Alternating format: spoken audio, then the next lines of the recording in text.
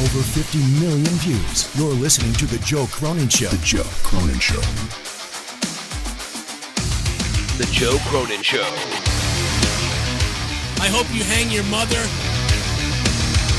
This country sucks! This place sucks! Are you ready? Are you ready? Masturbated all fucking day. It's right. Well, Survivor Series over. Dude, I will eat your fucking asshole out and then spit it into your mouth, baby bird style.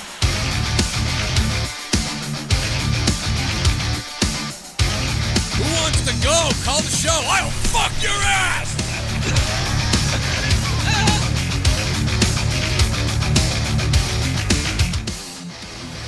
What's up, wrestling fans? Welcome to the WWE Survivor Series review on the Joe Cronin Show.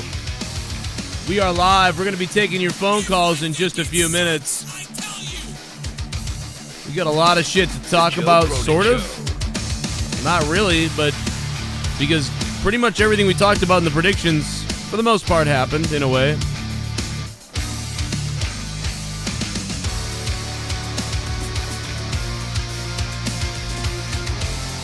All right. All right, Survivor Series is over. The predictions were fairly spot on for Survivor Series, although we did not see Enzo Amore showing up and then all of a sudden flipping out in the crowd and then getting kicked out of the place. Didn't see that coming. That's one thing that was not correct. Wow, Survivor Series, man, was an abomination tonight. What a horrible piece of shit. As expected. But, I don't know. I think Drake Maverick pissing his pants kind of sums up most everything for me. But, you know, that's just me. What's up, Jake? I feel like we were just here talking about the predictions about this shit. And here we are. Now it's for real. We were damn near spot on with everything. Whoa, you sound like you're calling from a dial-up. What the fuck happened? Did I do that? I don't know. Well, let me see. No, it's... Oh, my God, that's so weird. No, it's not your mic's on. It's like literally sounds like dial-up. It's so weird. Hold on, let me get Jesse. Maybe it's my... Jesse's call. Maybe it's my connection. You know, I don't know. Let's take Jesse's call, see if he sounds like that. Out. Yo, Jesse. Hey, Jesse. We're going to take your phone calls tonight, guys. 339-226-6610. Phone number. And, you know, Daniel Bryan, you know, I was wondering why the hell would AJ Styles be able to have this epic match with Brock Lesnar? But from the very beginning, they're like, oh, Bryan's going to get killed and everything. And that's what the other day I thought, like, wow, is Daniel Bryan going to win? Because they're really making it seem like there's no chance he's going to win. So instead, they made it seem like there was no chance he could win whatsoever. I got everyone's addresses, Marz. I got everyone's fucking addresses. OMG, I didn't know about this heel turn at first, but if Bryan will be like that, it will be. Best I like again and Raw sweeps WTF you, Vince. Yeah, typical Vince McMahon. Monday Night Raw gets all the wins. So help me self-help to productivity. Thank you for the donation. Yeah, typical Vince McMahon. Raw wins everything. He's probably in the back like, ha ha ha ha, ha ha ha, Raw wins, ha ha. That's probably what Vince is doing in the back right now. What a bunch of shit, bro. What a bunch of shit. Dude, this fucking pay-per-view, though, was fucking ass rape. Ass cancer. As somewhat expected, though. Yeah, because nothing was built the red up. And blue shirts drive me nuts. Dude, take the fucking shirts off. Take the fucking shirts off. The audience is too stupid to figure out who's on which brand. Do I sound better now? Yeah, or no? Yeah. They didn't used to have to do that back in the day. No, you knew who was where when they had it even a few years ago, but they started to make everybody do it, you know, more so. It was only for like the big 5-on-5 match. Every match, you do not need to have that. They look like idiots with the fucking Raw and SmackDown shirts on. Well, it's because they're doing it for the casual viewers, I guess, now. So it's like you kind of, you know, Oh, that's God. what they're really like programming for. It was so the most dumb. Egregious standout thing I got to get it off my chest right the fuck away. The biggest standout, besides the pants pissing, besides Enzo Amore, is Becky feels like she's fucked to me. It feels like Charlotte got her gimmick. They were like, hey, everyone likes when you go violent and do all this stuff, so, we'll just give it to Charlotte since we wanted Charlotte to be cheered anyway. Remember, they wanted Charlotte to be cheered? They did everything they could do to suppress Becky. So now they're like, oh, we'll just give Charlotte Becky's gimmick. Ha-ha. I don't quite understand why the fans turned on Ronda so quickly, but it was weird. It was very odd. The crowd was on. a bit ass backwards with that. I don't understand the thank you Charlotte for whipping her ass. I think they were just bored. They wanted to see someone do something crazy. Maybe. I think they wanted Becky so bad that it didn't matter who came out there. They were just disappointed because they were chanting for Becky during both entrances anyways. But everyone that said, and so many goddamn, people from the YWC, thank you, Nia Jax. All you did was put fucking Becky in the main event of, no, she's not the main event of Mania. How do you know this? Yeah. I guarantee we'll see this again now. And Becky may not even get her goddamn match. Well, that's what it looks like. It looks like we're going to see this. That's exactly what it looks like. So every fucking idiot that said, I can't wait to see Becky in the main event taking on Ronda Rousey. Well, it could also be that this is just set up for TLC. That could be the other thing. For some reason, they're going to have a rematch. But they're setting up Nia Jax versus Ronda Rousey. Oh, that's the match at TLC, right? Yeah. Yeah. And past that, Charlotte and Becky are both on the other. Yeah, they're on the other shows. But isn't Charlotte's team also going to win the thing? So she's number 30 in the Rumble. That's kind of what's been said so far, that her and AJ would both win. Problem is right now, and I got this sent to me by a few different people tonight. Actually, I guess the reason that AJ had lost the belt, it was because he has a contract signing that's still going on. So he originally signed his initial deal, and that ends December 31st of this year. And Styles has been negotiating on a new contract for months now, but they still haven't reached a deal with him. The negotiations have reached a stalemate because he wants to have less time, as far as dates. And he wants a 3-year contract. They're only offering a 5-year full-time deal. So they haven't been able to agree yet on anything, and that's why they didn't go through, apparently, this is what I'm reading and hearing, with him still being the champion and making plans for Mania. What we saw with Daniel Bryan turning heel was supposed to happen at WrestleMania, I guess, from what this article and other news sources say. That's weird. And we would have seen Daniel Bryan and AJ, have the match then, and they would have turned heel. So, Daniel Bryan would have turned heel then at Mania. But they didn't get there because they're worried that AJ, they didn't want him, to be the champion and, not sign a new contract. So apparently a fan is also injured from the Enzo Amore being dragged out of the place. Yeah, I heard that as well. A girl hurt her arm, I guess, when the security guard pulled him down. He fell onto her. Yeah, because the guy just, like an idiot, the security guard just rips him down. Like, you can't. No reason to be aggressive. He's not hurting. You can't lean over to him and say, hey, get down now. Get down. You're out of here. Get down. You got to grab the guy and drag him in. Everybody, you dumb fucking idiot. Dude, the Staples Center is going to get sued. Or the WWE is going to get sued. Somebody's getting fucking sued tonight. Look, he could have really fucking hurt somebody, grabbing him from behind, like blindly like that. Like, what type of idiot? Look at this guy bust through everybody. Who is this blonde-haired fucking security guy? Everyone's calling him the Bret Hart security guard, Who is that guy?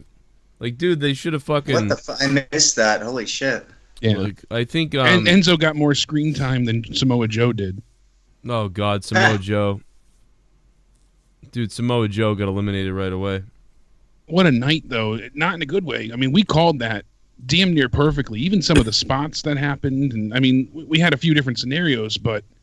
Drake Maverick pissed his pants, everybody. Ha ha ha. Fucking that was idiots. So degrading and pointless. If it had set up for something bigger or better, but that's all he's going to be known for now. That's going to haunt him forever. Dude, I don't know if you saw the pre-show. I don't think you did. He cut an amazing promo on the pre-show, and then Jerry Lawler tried to make fun of him, which I thought was fucked up, because Lawler was like, well, he basically said, like, you're like back in the day where they rode with the midgets on the dragons or whatever. He said something like that, and Drake just looked at him like, what the fuck? Because it was clearly a random statement about him being a dwarf, and then he just like kind of like sort of cut a bit of a promo, and like it was awesome. And I was like, damn, Drake Maverick is the shit. Anybody pull up that pre-show, and he basically was like, I'm smarter than all you guys and everybody, blah blah blah, and it was really good. And then fucking, what do we see him do? He's good on the mic, so I don't doubt it. And this has Vince, written all over it. He always has that potty humor. Would it be funny if he pissed his pants? Yeah. Like I said, though, it's disgraceful because it's so unnecessary. Like, if they actually had a point to it, but that was fucking dreadful. That's so embarrassing. Good on him for going with it, I guess. And speaking of the pre-show, I guess Lawler was saying how evil is like diarrhea. You can only hold it in for so long, talking about Daniel Bryan. Yeah, dude, That's your statement? Dude, Lawler was weird, dude. He was like just burying guys like with stuff. Was he drunk? No, he was just an idiot. Like, it was weird. Fuck. And then that's what he did to Drake. He was like, he had like one of those stupid zingers that didn't make any sense though. Like, it was like they were all talking and he was like, well, I've heard about like you back in the books with the dragons and the whatever. And he's like, oh, you called me a dwarf. Yeah, like I haven't heard that before, huh? And then he like just started doing all this and then he cut like a promo. I would have cut more of a promo, dude. I would have been like, dude, why don't you go to another fucking bingo hall and pretend like you're 20 again, you idiot. Like he should have really cut a fucking... Dude, can you imagine if an announcer like Lawler, kind of, back in the day, said what Lawler said to Drake Maverick? Like, imagine if someone said that to Jerry the King Lawler. If he was on a talk show and a guy tried to punk him like that, some old fogey guy, and he was like, he's like, yeah, Jerry, I'm sure you'll do great, man. A big hairy, idiot from Tennessee like you. We know how the Southern guys, what type of brain cells you guys have. Back then, dude, Jerry Lawler would have slapped that person in the face. And not necessarily because he really was angry and wanted to slap him, but because he wouldn't allow his character to be abused like that. He'd be like, I can't let this go. I can't just let this guy say this to me. So Drake Maverick, he kind of went in a little bit. He kind of cut a promo that was kind of cool, but he still didn't look the best because Lawler had punked him still. And so, but if I was Drake Maverick, I might have been like, oh, so I came on here to just talk about my match and everything, but I didn't know some old loser like you, a washed-up idiot who, hasn't wrestled a good match in about 30 years, hasn't been relevant since the Attitude Era, was going to tell me, blah, blah, blah. Jerry, how them bingo halls doing? And then I just looked at him in the face. Oh, and also, how many times have you been married? Nobody likes you, Jerry. That's why you've been married 70 times. Nobody likes you. You should probably shut your old face now. That's what fucking Drake Maverick should have said to him. Because I would be like, no, you ain't fucking punking me up, motherfucker. I'm in the twilight of my career out here, and you're sitting here on a panel burying me. Fuck that. That ain't happening. That ain't fucking happening, Mr. Jerry Bingo Hall and Booker Head Bun and fucking whatever the fuck his name is that sits on the other side of the table who sucks, and Jonathan Coachman. You couldn't even fucking ESPN got rid of your ass, and here you go. You're lucky WWE happened to be driving by on trash day, and they said, oh, look at Jonathan Coachman. Oh, we can probably get that for cheap. But here I am, Drake Maverick, with an IQ that would make your head spin. So I think you, and you need to shut your mouths because the AOP has decimated tag teams to get where they got. Right here tonight at Survivor Series. You watch what happens, and every single one of you is going to feel stupid when it's over. But he didn't do that. He kind of took it easy. But he should have gone in, because even someone said that AOP hadn't beat anyone to get here, and he kind of went off a little bit, but he should have really gone off. Anyway, I'm going to mute you guys for a second, try to play see if I can trigger these sounds, and we'll see if we can get this going. We got donations coming in. What do you guys got? Fuck yeah, I got everyone's addresses, man. I got everyone's fucking addresses, man. Vince buried SmackDown, but it was not a bad show. Vince usually buries SmackDown. He usually does, but this was really fucking burial. This was like, dude, this was super burial. This was the super burial of fucking WWE SmackDown. Like, oh my God! Insane burial. I can't even believe the insane burial. We are going to take phone calls in a few minutes. 339-226-6610. The fucking phone lines are jammed. Donnie, thank you for the donation. Oh my God! Oh, there they are. Sounds like you can hear them now. Donnie, thank you, man. Appreciate that. Hell yeah, son. They're playing now. Let me get one more in, and then I'm gonna then I want to talk a little bit, and then we'll play some more. Super chat. Brock Lesnar got his butt kicked by a vegan hippie. Scott Sanders, thanks for the $2. Yeah, but not really. I mean, yeah, but he won, so it doesn't matter. You know, he won. At first, Brock it was won, frustrating, so. like you said, because AJ and Daniel Bryan are the same size, so it almost feels like, is this punishment for Crown Jewel, or are they, you know, why won't they let him get any offense in? Then we saw, you know, he brought him to Dick Kick City, and I said, this would be awesome if that's the spot to win by. And I got to admit it, we jumped the gun. I jumped the gun on the tweets, so I was like, well, AJ Styles is the same size as Bryan, so... Yeah.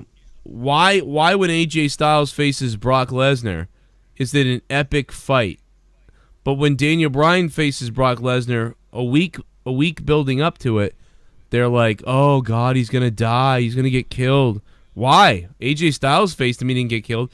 So the answer to that is, that's the story they're telling. So they're just trying to tell a story, and that's the story. I tried to treat it. him more like an underdog, but I accept it. They tried to tell a story that, like, oh, he's going to get squashed, and then when he came back, it was like, wait, no, he's not. Oh, he still loses. You know, but at least, like, they tried to do something, so I give them that credit. I was wrong in saying that, oh, why does AJ get to have a good match with him, but Daniel Bryan just sucks and is going to get buried? And the answer is, you know, Leah said they hate Daniel Bryan, and that might be true. But AJ lost that too. Way. But you know, AJ lost too, and in the end, it was one of the better stories of the night. Charlotte and Becky was my favorite thing that happened all night. I mean, Ronda? Oh, and Ronda and Charlotte, yeah. That was the best thing for me, most entertaining. I wish they I enjoyed that. That was pretty good. I liked the match, but as far as Brock still goes, I wish they shortened the beating that he gave to Bryan a little bit. You know, it felt like it was too long for him to make a proper comeback. Well, no, I thought it was. I actually thought it was good because the longer it went on, the more it was like, oh, like he's not going to come back. Became like super desperate. Well, yeah, but I don't know. I didn't feel. See, I felt like I don't know. I feel like both ways are right in a way, but I do wish that they would have done it a little differently. I don't know. But I mean, the match, it wasn't a bad match. I enjoyed it. You know, it definitely kept me, you know, interested and focused. But when Brock you didn't goes, feel like there was boring spots. There was boring spots, but it wasn't great. But it was good. It worked. It certainly didn't feel like what a main event could. But when Brock wants to work, he can sell. He can deliver. Yeah, when he wants to. Hell yeah. Problem is, though, this when they finally started to let Bryan get offense in, it essentially was just a copy and paste of last year's match with AJ, even down to the submission spot where Brock, you know, granted he didn't punch his way out of the calf crusher, but he still worked his way out of the submission maneuver. Yeah, he worked his way out of the yes lock and switched it into an F5, and you know, the leg was focused on, so he stumbles when you go to do the F5, and you know, it was pretty much still the same. They used the same like bullet points because it's a little guy, big guy thing. Yeah, if you go watch Brock Lesnar and AJ, it's like the same thing. Now I still like AJ Brock better than this, but probably because it was more organic, not like yeah. I mean, had they not beaten down Bryan as much, I think I would have liked this one better. But I really wish Daniel Bryan won tonight. I think they could have made something so memorable out of this. Especially with the heel thing. He didn't have to win clean. Yeah, and Brock can write it off because he got kicked in the the crotch, and you had the low blow in there, and easily would write that off. But Daniel Bryan just won this belt, and people say, well, he doesn't look like a loser in defeat. But yeah, I understand that. Like, he was able to almost get the best of Brock, but almost doesn't count. Well, yeah, in the world of 50-50 booking, I guess, because they made him look like he went toe-to-toe with the Beast and still, almost won. But it just, I don't know. Could you imagine if I think they would have serviced them so much better, especially with Daniel being around every week. They could revisit this later on, but Brock going away, it doesn't really hurt Brock that much to take this one loss, but it would elevate Daniel. God, I don't think they want to elevate him. I don't even think they want to elevate Daniel. I still think they want to save Brock for a younger talent. They want to save Brock for when Roman comes back. Maybe. That's their hope. Well, that's what it feels like. So it'll bore the fuck out of everybody. Okay. God damn it, dude. Roman dies. Oh my God, what? Who's this? This is Luke Rojas. Luke Rojas. What's up, Luke? What did you say? You hope what? I'm having a terrible fucking day. Oh, yeah? Join the club. Yeah. Dude, so we had to watch. I forget like at first I forget my password to my fucking Ryfag Twitter account, which I was really excited about making. Oh, that is you. Then, oh my god. I was excited about it, and I forgot the fucking password. And then I had to move furniture around, and that's never fun. And then I fucking stubbed my toe, and I was like, okay, you know what? Fuck this. I'm going to watch some wrestling. And you know what? I had to see a big fucking titted beast win, that fucking battle cow cunt. I had to watch. Like most cows. Moo. I'm not like most girls. I injure people because I'm reckless and I can't fucking wrestle. I'm not like most girls. Oh, damn. I kept saying, imagine do you want the, somebody tonight. Do you want me to pull out the old Nia Jax song? I got it somewhere. You better. Whatever happened to that? I don't know, but that was classic too. You want it? I got it right here for you, Luke. Luke, I want I it. assumed I think we kind of. You want it, Luke? Like she's probably Here it comes. A heel. Yeah. Is she a heel? I think she's a heel. But then she like smiles, and her. This is me trying to figure out if Nia Jax is a heel. I Back assumed in we all 2015. like she's probably Yeah, should be a when heel. she was in the next Is she Is she a heel now? I don't But then she know. like smiles, and her song isn't really heelish. It's like something I'm a woman or Like I'm not like most girls. yeah, I'm not like most girls. My shit is the size of buildings. I'm not like most girls. My shit will stink up the kitchen. I'm not like most girls. I could just sit on your face and break your orbital bone. I'm not like most girls. Okay. How true those words would be. Hey, Yeah, that you're was right it. That about was the orbital bone. out of nowhere. Yeah, what was? I don't know what just happened. Joe. There's more. Like I'm not like most girls. My shit is Joe. the size of buildings. I'm not like most girls. My shit will stink up the kitchen. I'm not like most girls. I could just sit on your face and break your orbital bone. I'm not like most girls. I could just sit on your face and break your orbital bone. I'm not like most girls. okay. Whoa. Whoa. Whoa, I just broke my fucking eardrums. Great. Wake up, everybody. Yo, Alexa, what? Alexa was fucking fine Yeah. looking tonight. I just wanted to rip off her fucking pantsuit and fucking put my penis right in her vaginal system. Oh my god, dude! I'll tell you what. When Alexa came out, I've had erections all day long. It's been weird, and she came out, and I was like, there it is. Yeah, it's very There it is. uncommon. I've been You're like, never hard. I've been smelling around for Leah, like I said the other day. It's weird. She's got to avoid the laundry. She's got to avoid me altogether. So let me trigger some of these again. See what people are saying about Survivor Series. By the way, 60,000 subs. Hit the sub button. Survivor Series Almost. sucked. Not a complete sweep though, as Raw lost the tag team elimination match. Yeah, that's right. We forgot about that. Bryan Himmelfarb, the Himmel God, is here. What's up, Himmel God? Yeah, not a complete sweep. That apparently it wasn't canon. That the SmackDown did win a match, but it was the pre-show, so it didn't count. It didn't count. Why have it? Why have it then? So not only did that's how little they think of those fucking tag teams. It didn't count. Xavier Woods even tweeted out like, "What? Like what happened?" SmackDown got a clean sweep because it didn't count. Shane's in the house. Couldn't get it done again. What a lame show it was tonight. But the best matches in my opinion were Seth/Shinsuke, Buddy/Mustafa, and the surprisingly decent main event. I didn't think Daniel would go the distance, but he did. I give the show a 5/10 overall. Here comes the money. Here comes the monkey. The Dry Reich dude, man, thank you for the $13 donation. The Shane O'Mac donation, baby. All the donations are listed in the description box down below, or you can super chat over there. All listed down below. Hit the sub button, guys. Hit the sub button. Subscribe. We're going to get there tonight. If Raw gave you AIDS, I'm not afraid to say. Raw gave me AIDS, fuck Raw. We're 40 subs away. Raw gave me AIDS, fuck Raw. Well, I'm dead. Fucking horrible. Rip SmackDown. Rip Becky. Cole being an annoying little bastard tonight. Oh, God. The hell with this shit. Oh, and fuck Raw 2/10. 2 out of 10 from Triple Gaming. What a fucking abomination tonight. We are 40 subs away from 60,000 subscribers. Hit that sub button. We can get to 60,000 tonight during this piece of shit show Survivor Series. Triple Gaming, thanks for the $7, man. What you a had me fucking laughing when shit. Xavier Woods went ahead and said, you mean we're 3-1? Dance off You're the like, concrete. you are not real. I'm just so sick of you little meth head devil worshippers. I'll be honest, I'd like to take a big bite out of your face. Joe, if I save up enough shekels, would you and Jake be my wingman and help me get a date with Io Shirai?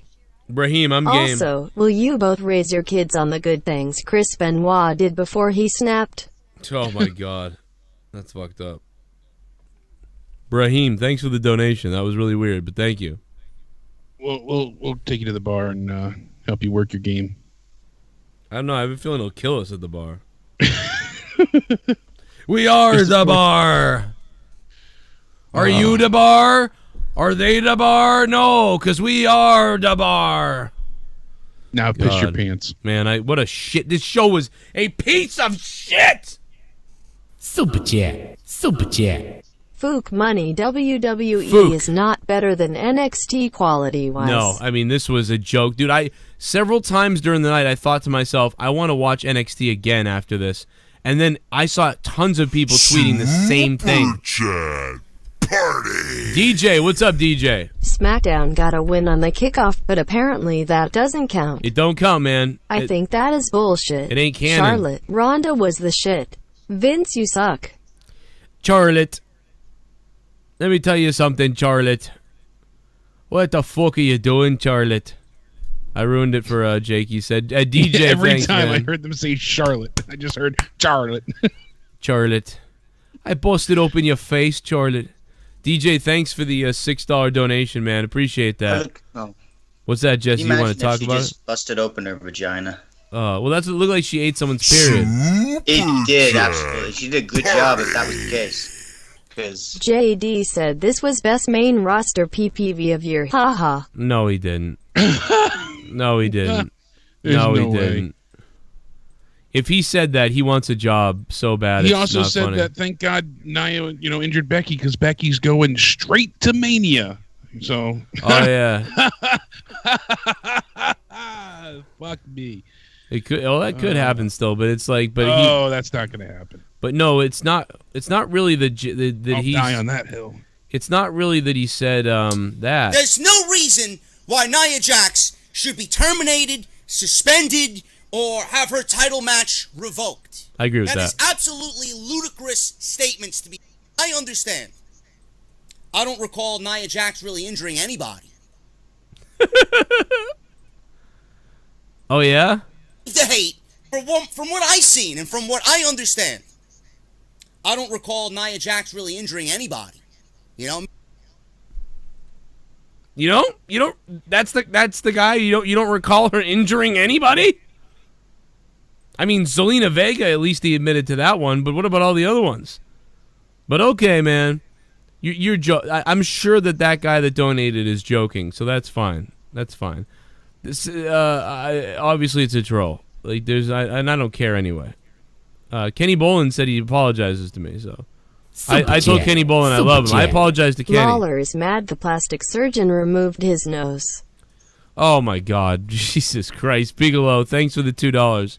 I love Jerry Lawler, but if he had said that to me and I was Drake Maverick, I would have went off. I would have said, you know what? Yeah, I got everyone's addresses, man. I got everyone's fucking addresses, man. The main event saved the show for me. I don't know about you, Joe, but I'm loving the new Daniel. Bryan. Court Foreman, thanks for the donation for the $5. I enjoyed what Bryan was doing. I thought they did something pretty cool. I mean, I think my favorite thing in the night was Becky and I keep saying Becky, like Charlotte and fucking Ronda. Charlotte and Ronda was my favorite thing because it was so whacked out. And then probably Brock and Daniel, and then the cruiserweight match, and then Seth and Shinsuke. That's my order. And then everything else was fucking retarded. But I don't think the show was very good tonight. I would give tonight a 4 out of 10. But that's me. Super Chat Party. I'm going to cosplay Too Cool I Be Dead Master Sexy. You're going to cosplay? Oh, my God. I'm going to cosplay Too Cool I'll Be Dead Master Sexy. What the fuck? Dorian Moore, thanks for the $1.99. That's fucked up, though. Charlotte stole Becky's gimmick, man. She fucking stole it. They actually cheered for her. The WWE spent months trying to get people to cheer for Charlotte. They couldn't do it. They did it tonight because Becky. Unfucking believable. Super chat. Thank God for NXT. Gooner Chiefs fan, thanks for the $2, man. Yeah, thank God we can go watch that NXT show again. We can go watch that and just whack off. Dude, I am fucking so tired right now. I can't tell you. This show killed me. Party. 4/10 battle lines for horsewomen matches drawn. Yeah, that's a good point, yeah. Charlotte's beating up on Ronda. You know, Becky wants to beat up on Ronda. Ronda's going to need some help. That's a good point. I mean, it is coming. I mean, we know that. It's fucking coming. But, does anybody care? I don't care about that. Now Charlotte and Becky are heels, so what? Sasha and Bayley are going to go heel now, too, to fit in with the team? People are going to cheer. Baszler's going to have to go face, you know? People are going to cheer for Charlotte and Becky. And Super Chat Party. Survivor Series sucked. I was there. Gerald Armstrong, thanks for the donation, man. And that sucks, man. You were there. Hey, did you get a good look at Enzo when they kicked him out? What do you think he was doing? He just randomly jumped up and started making a scene? Or do you think that once he got ID'd, he just said, fuck it, and went off? I tried to... people were saying, like, oh, Enzo's there, he's hiding out. I think it was once people started tweeting that, hey, you're there, that's when he went off. Because it was like, right as that started getting retweeted, Enzo's there. Maybe he figured I'm gonna get kicked out anyway, so I'm fucked. So he figured, fuck it. I tweeted him to tell him to come on the show tonight. Yo, thanks for subbing to the channel, Mcneil. What's up? If anybody sees can go to my Twitter account @CorruptedPod. My Twitter is @CorruptedPod. I tweeted Enzo a video. Go retweet it and like it. He might call, man. I don't know. He's probably partying. He's probably already drinking and inside a woman right now. Alessandro Moreno, what's up? Thank you for subbing to the channel, to the Joe Cronin Show. We're live after every single WWE event right here, talking about wrestling, talking about the WWE. Andrew Disler, thank you for subbing to the channel. Let's take phone calls, too. Get donations pouring in, and people are getting... What did you guys think of Survivor Series? Let me know. Let us know tonight. But while we do that, let's quickly jump over to... who we got? We got a 316. We got the 316 on the phone. What's up? When Sheamus and Cesaro come out and they do their Dragon Ball pose, the fusion is Big Show, which is hilarious. I remember when a long time ago I told Sheamus and Big Show to shove the toys up the parents' ass. It's kind of weird. What do you think of Survivor Series? What do I think of Survivor Series? Can it be NXT, please? Yeah, let's go back and watch. NXT ended, and I had a genuine smile on my face. I was excited. I was happy. I was, just so thoroughly entertained and just plain old excited. You get through this, and like Joe said, I'm just exhausted and angry and frustrated. So much that doesn't make sense. Like, you shouldn't have to question every little thing, but they make you do that. Oh, this is Raw's 3rd year in a row. Oh. No, it's not. No, how many times did they say that? And then they... Yeah, they said something else that was dumb that Leah brought up. They were like trying to say like, I don't remember what it was exactly, but it was something. What? It was Charlotte's legacy. I thought SmackDown won the first one because Dean was champion. They did. Yeah. We went back and checked it. Michael Cole kept saying, "Oh, this was a competitive match," but if he said competitive match, I said on Twitter I was going to cut my friggin' ears off. He said it something like 13 times in a row. I want to cut Michael Cole's throat. I want to chop his tongue out. I hate the announcing, the bickering back and forth on commentary.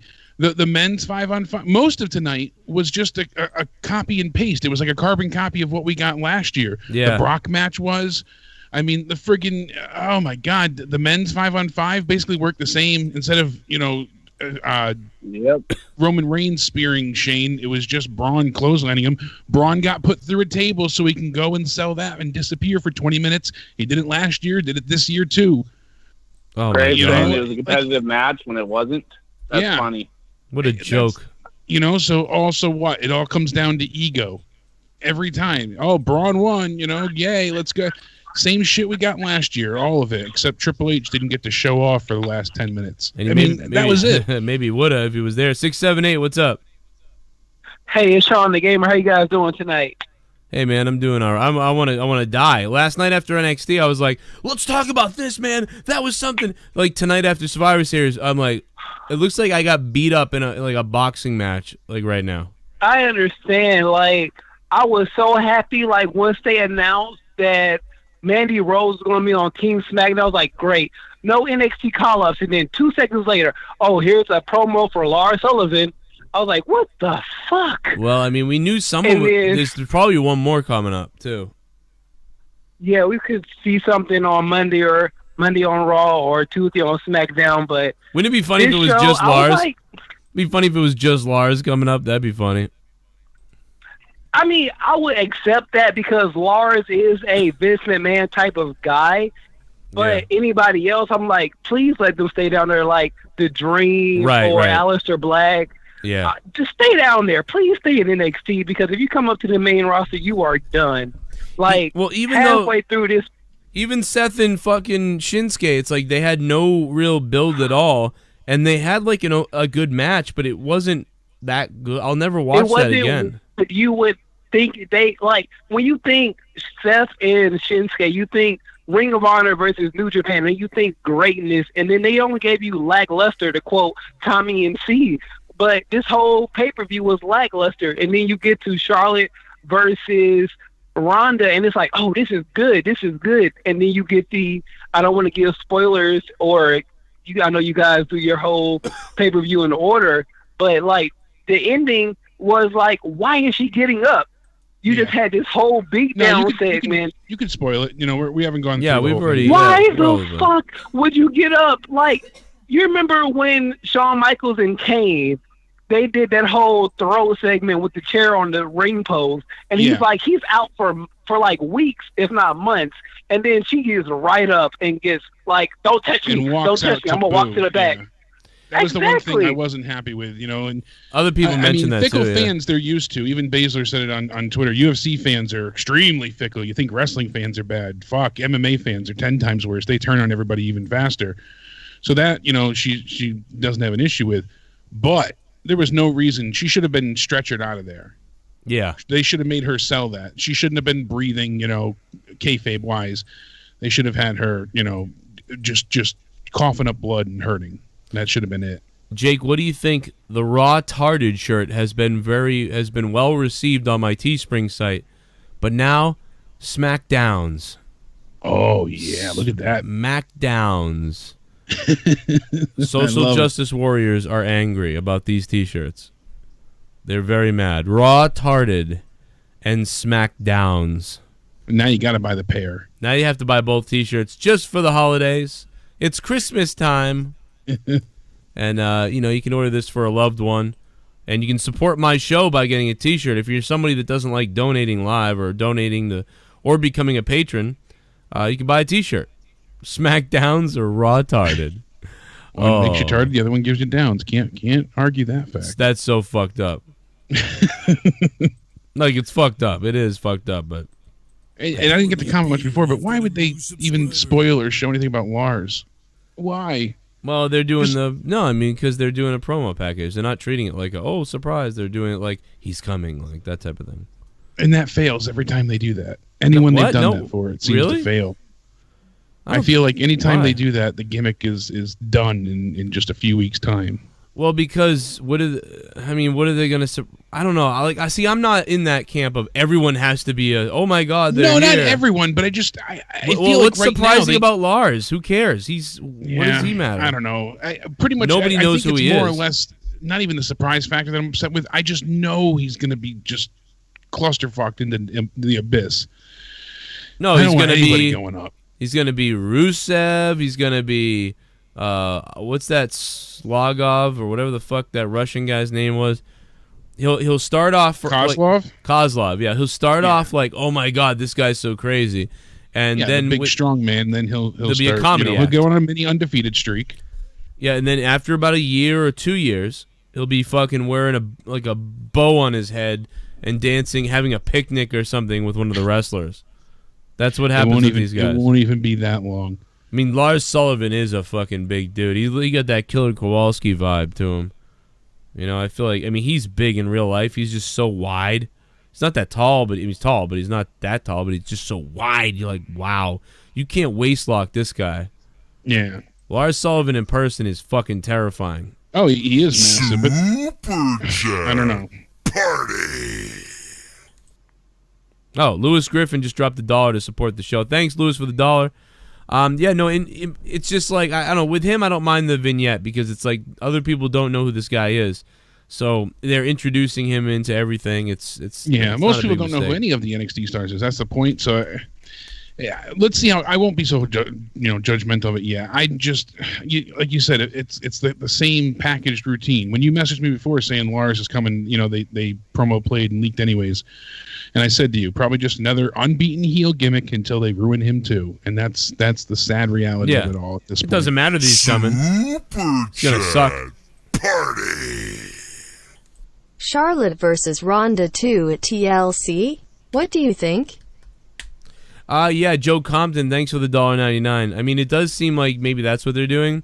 It seems like there is still a possibility for the Becky WrestleMania thing because it does feel like they're setting up TLC with the chairs and the kendo sticks and stuff like that. It's like, Ronda being like, I want Charlotte again, that type of thing.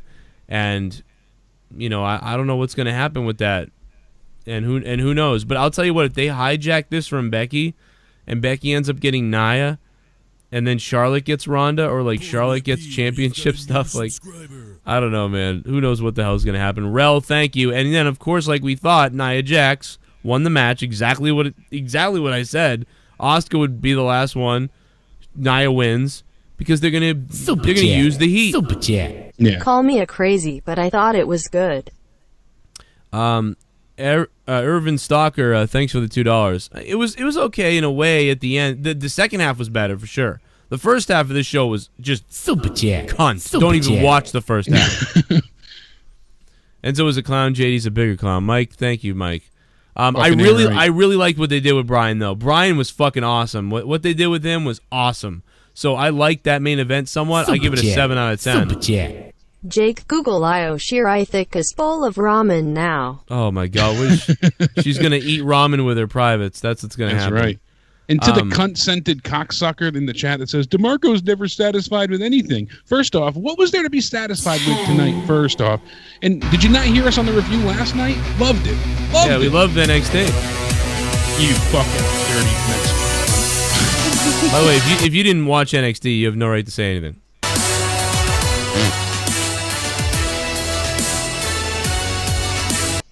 This PPV was trash 2/10. Wow. Reminds me why I just watch you and a Jake to know anything. #Roman Bryan. Hallsall24, thank you for the $10, man. The big $10. Where is Ty Dillinger? He's dead. He's dead. Thanks for the donation. No, I'll give you my positives for the night. I'll tell you all my positives right now for the night. Number one positive was the crowd. The crowd seemed to be into a lot of things. Even the men's Survivor Series match that, like you said, was a carbon copy. It was fucking stupid. But the one thing you can say about it is the fans were into it. So that's a positive, I guess. The second positive is Charlotte and Ronda Rousey, I thought, was awesome. I really thought it was awesome.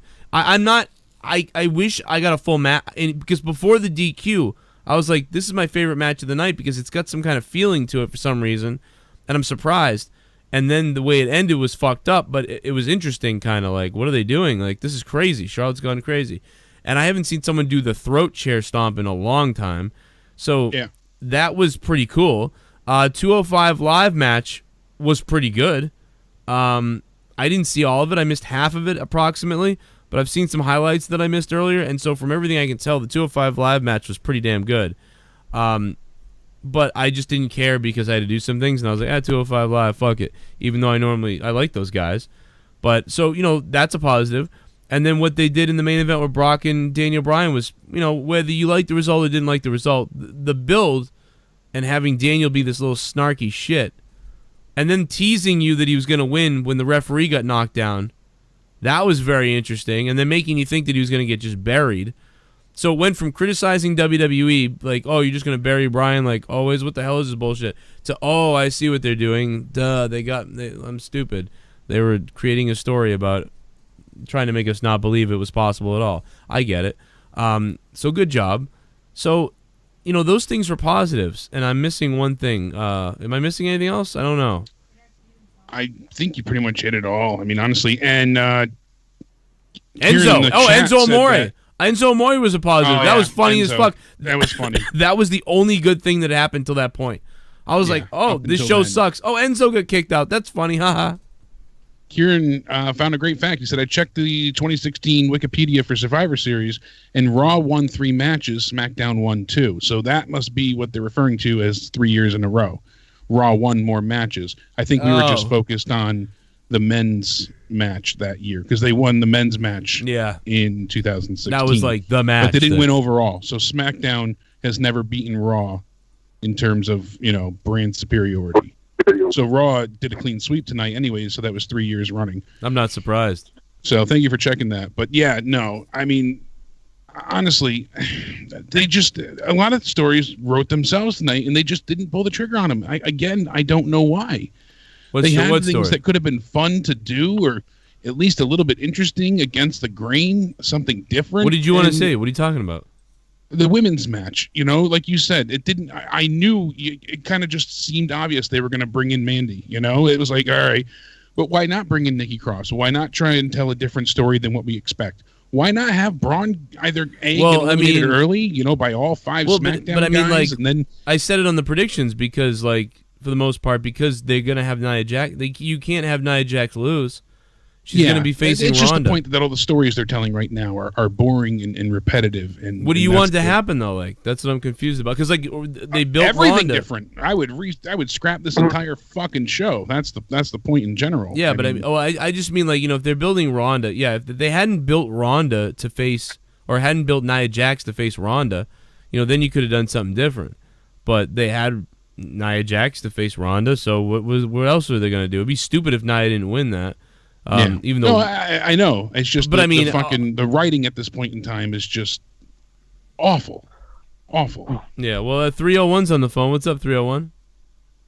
Hey, Joe, Jake, what's going on? No, Survivor Series sucked ass, and fuck Michael Cole and fuck Renee Young. Dude, God. Renee Young. Oh my lord! What did Renee Young say over and over again? Leah didn't like it. She was like, legitimately, I think this. Like, okay, Renee, you fucking idiot. Renee was just like, oh my God. Oh wow! Oh gee, like it's like Corey and Cole just kept undercutting her every time after she said something. I hope Corey and her do heroin and don't wake up. Oh my God! Did Samoa Joe have to be somewhere? Like, does Samoa Joe have to be somewhere, like a Make-A-Wish thing? Like, he got out of the ring or what? Samoa Joe had to check his blood or his cholesterol, so he had to be out of there. No, he was going to check in on Wendy. Oh my God! What the fuck? He was gone like right away. I thought he was gonna be like at least one of the last feuds on SmackDown. Yeah, how about that, Samoa Joe? Get the thanks for coming, you big idiot. You're buried again. Samoa Joe's become Bray Wyatt, everyone. Oh my God! That's all I wanted to say. Have a good night, guys. All right, man. I appreciate it. Thank you so much. Fucking bullshit. That that was, I know that's nitpicky. Like, oh, Joe had to get eliminated, but it's like, man, this is like one of your supposedly out of most of those people in that corner. This is the guy. This is like the assassin. This is the fucking That's why dude. I would have had Shane go out first, Would have had him just get tooled and, I'm best in the world. I'm starting the match. And then he gets absolutely destroyed and boop, there you go. And then Corey could have said something funny too, like, I thought he was the best in the world. Simple changes like that, And there's a lot of little things that they could have done in that regard, But you have to have Shane do not one but 2 coast to coast, just like every match. And you got to have, his patented, elbow through the announce table. Dude, Drake Maverick pissed himself. Yeah. He's part of the AOP. In the males match, yet again, Shane had to be the star. Last year, Triple H had to stand out with Shane. You know, they both had their equal moments. This year, it's always got to be a McMahon or McMahon-Helmsley. That seems, you know, when they're involved, they have to sparkle. Fuck you for that joke. I've had too many friends that died of an overdose. Oh. Well, they're all gone now. They floated up and away. Fucking, what the fuck is wrong with you? I hate when people do that, dude. Like, oh my God, he made a joke about cancer. Oh no. Like, oh no, he made a joke about diabetes. Oh no, he made a joke about this that hurts me. Oh, that hurts me. Not everything's about you. You take one thing off the table, you go eat some fentanyl and call your mom. Come on, bro. Get a fucking helmet, man. This ain't the show for you, I'll tell you that. This ain't the show for you. This ain't the show for you. Oh my God, you're gonna be offended by everything. It's a joke. And number 2, shit bum. Shit bum. Nia gets rewarded for being a supreme fuck-up. Charles steals Becky's shtick. SmackDown gets cucked again. Survivor Series rating is Drake Maverick's spiss out of 10. This show was terrible. As hot as Alexa Bliss is, NXT is hotter. Eat Nia ass Vince. Blood Rivers, thanks for becoming a $5 shit bum. Well, my dad died of diabetes, and I still make fun of diabetes, so you know what I mean? If I can make fun of diabetes and my dad died of diabetes, I'm pretty sure we can all fucking take it easy. Shit happens in life. Who gives a shit? You know what I mean? Some people fucking grow up and they get a job and they have kids. Other people, you know, it's fucking, it happens, man. I don't know. Joe breaks kayfabe. Baked. Someone in the chat with Baked DeMarco. Are they related to you, or is that like a joke? No. That'd be great if they just happened to be called Baked DeMarco and they weren't Super like making chat. fun of you. Super chat. Joe, what happened to my first super chat? Mike, Mike, I don't know. What did happen? I didn't see it. I don't fucking know. Fuck. God damn it. Probably YouTube fucked it. It's probably what happened. It's probably what happened.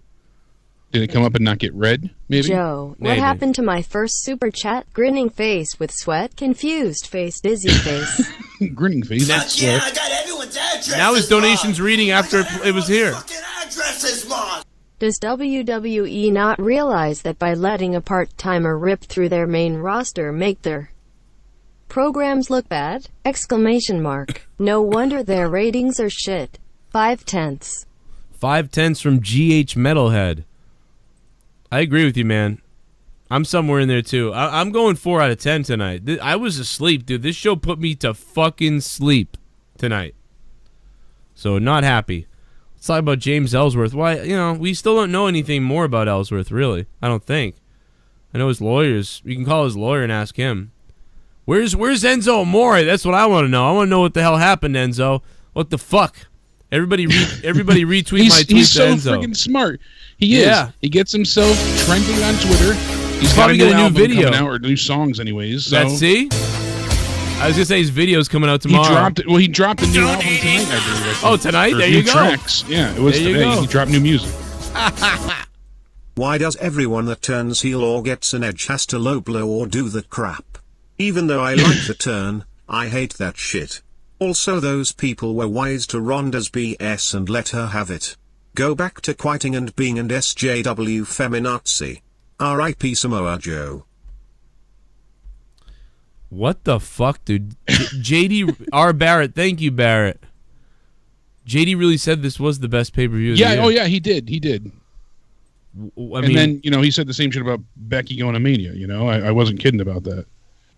What was the best pay-per-view of the year besides this? Fucking Evolution. Evolution was better, maybe. Yeah. Hell in a Cell wasn't as bad. I liked Hell in a Cell. All right. SummerSlam. I think SummerSlam was decent. SummerSlam was all right. I liked Hell in a none of Cell them more were than really SummerSlam. good. None of them have been good. Man, this show was The last few have been better than the rest of the year, though. So he liked this? I can't believe that. Is he must be making the turn. Like, somebody at WWE must be speaking with him. Yeah, because like when WWE was getting with me, they were trying to get me to like say stuff was good. Yeah. And I didn't. And so now I whatever. But it's that's like, where I got that quote from that I sent to you. The fucking You know, it was on WWE's video where he said, "Don't worry, Becky. Nia just punched you straight into the most anticipated match in the main event at WrestleMania 35." Well, it might be that might happen, but it's like that's not happening. But it's I'll tell you what though, if they take Charlotte and put her there instead, man, they fucked everyone again if they did that. But man, I don't know. Charlotte's the man now. I mean, saying this pay-per-view, yeah, well, she cucked Becky out of it, and now she's the man. Saying this pay-per-view tonight was the best of the year isn't saying much because none of them have really been good. But I think I liked Evolution better than this. Oh, I definitely liked Evolution. We gave it 7 or 8. But JD hates women, so right? Doesn't he have a thing? That's true. Maybe that's a fact. Know. I don't. Allegedly. That can't be real. Women's Evolution in full swing. Female security guard who tackled Enzo was the same one who tried to stop Gronk during an angle a few years ago, says Brian Alvarez.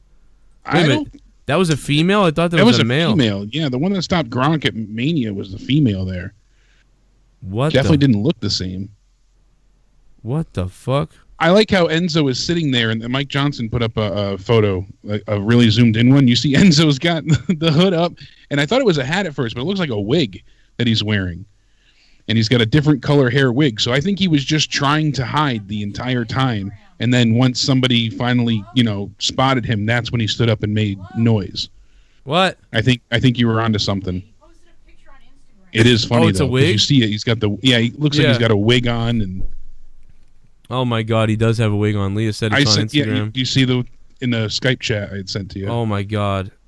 That's hilarious. I mean, people were sending it to me throughout the night, and I was like, "Is that really him?" And he's like, I thought it was a joke. It was just somebody that looked like Enzo when I first saw that. I wanted him to go punch that green shirt asshole. By the way, we're only 15 subs away, guys. If you're brand new to the channel, we're live after every WWE event. We do podcasts about the WWE right here on YouTube. 15-minute podcast, hour-long podcast, State of the WWE, out of nowhere on Wednesdays. And then on Fridays, we take a break and we do Monetize This and we don't talk wrestling. Thursday Night Throwdown on my other channel. There's just a bunch of wrestling on here. So make sure you sub. I've been doing this for 6 years here on Joe Cronin Show. So it's a slow crawl, but up to 60,000 now. We are only 15 away. And we're going to get to the phone calls in a minute. Let me continue to play a few more of these. We'll get back to the phone. Yeah, I got everyone's addresses, man. I got everyone's... Let us know in the chat what you thought of Survivor Series. MMA horsewomen need to turn heel for the angle with the WWE for horsewomen to work. Yeah. Fans showed no sympathy for Ronda after her beating equals heel turn. Yeah, the fans crapped on her, and she's like, "I'm sorry." And then Leah said she's on suicide watch again. DJ from GA310, thank you for the super chat. Thanks, DJ. You bearing with me, guys, because I'm faded, man. I was fucking like, I'm going to die watching this. Everything we saw tonight was a copy, except Charlotte and Ronda. Everything seemed like a copy of every other Survivor Series. Like you said, Jake, you're right. Brock and Daniel Bryan, for the most part, was AJ and Daniel Bryan. AJ and Brock. Yep. Party. Wish I could have been there to see that Enzo shit. Yeah. Oh my god, dude. Gerald Armstrong. Everybody wants to see Enzo. That's the. Because they're so bored. Get fired. I liked Enzo. I always enjoyed. A lot of people. I know he got annoying for a lot of people, but I always enjoyed the gimmick. I thought it was funny. No, I loved him on even 205 Live, running his mouth with the cruiserweight title, and I don't know. It didn't get to me. I enjoyed that. Wow, dude. Has JD become a fucking idiot? Like, he really has become an idiot. I'm blocked, so I just go by what people say. Nia Jax has the most heat of the night. Oh, I know. Nuclear level heat. And that's why it's silly for them. I understand. They have to capitalize on it at this point. Like, they're really showcasing that she ruined the night. And the people there wanted to see Becky. Yeah. They cheered for Becky. It was almost like Becky was the new CM Punk chant. Really, that's what it felt like. Well, I mean, a lot of people think... I mean, Enzo is kind of an asshat. But a lot of people booed Enzo tonight, too. A lot of people there. Oh, yeah. He's still, got a decent level of heat. But I was saying, though, I feel like Becky is the new CM Punk chant in a way because people wanted to see her in the worst way tonight. Yeah, they chanted it several times. Man. I got everyone's fucking addresses, man. I missed it tonight 'cause I had to work yesterday. Seems like I wasn't missing much. You're not really AruShinchu. It feels so just inconsequential. That's the problem. Like last night, I feel like you had to see that show. You had to see it live. Hearing the results afterwards, diminishes what you would have gotten from it. This, I could tell you what happened, and it's not spoiling anything because you're going to get the same result no matter what. It just, you pretty much knew ahead of time. I want to be able to predict the show and then be completely wrong. It's just disappointing. It really is. I can't believe that JD said that this was the best pay-per-view of the year. Fuck yeah, I got everyone's addresses, Mom. He would normally bury something like this. Tweeted you a pic of Enzo in disguise. That itself was a highlight. Moshmaster D. Yeah, I got a bunch of those, man. It was weird. Moshmaster D, thank you, dude. And AruShinchu, thank you guys for the donations. Thank you guys for always being there for me with the donations and supporting the show like you guys do. I really appreciate these donations for popping in. Plus, you get your name and say whatever the fuck you want. We'll put you on. And in a minute, I'll take a phone call. Where are we at here? Let's play a couple more. Moshmaster D, thanks, man. Let's see what else we got, man. This is crazy. What the fuck, man? NXT. I give NXT a 9 out of 10. But I'm giving this shit tonight, Lee, it's maybe a 5 out of 10. I mean, it's 4 or 5 out of 10, but nothing. I don't know. Oh, my God. Kevin the Actor Ware, thank you for subbing to the channel. We're having a subscription party. Get the beer. Somebody get the goddamn beer. Only a few more subs away, guys. Countdown. Send the fucking countdown. What should we play when we hit 60,000? Alex Coleman, thank you for the subscription, man. What do we do? 59,994, 6 years here on YouTube. I'm the first guy that ever went live and did every single WWE event. Unbelievable. That bald-headed fuck took his ass off YouTube and opened the door. Mac Daddy Sims, thanks for subbing to the channel. 59,994.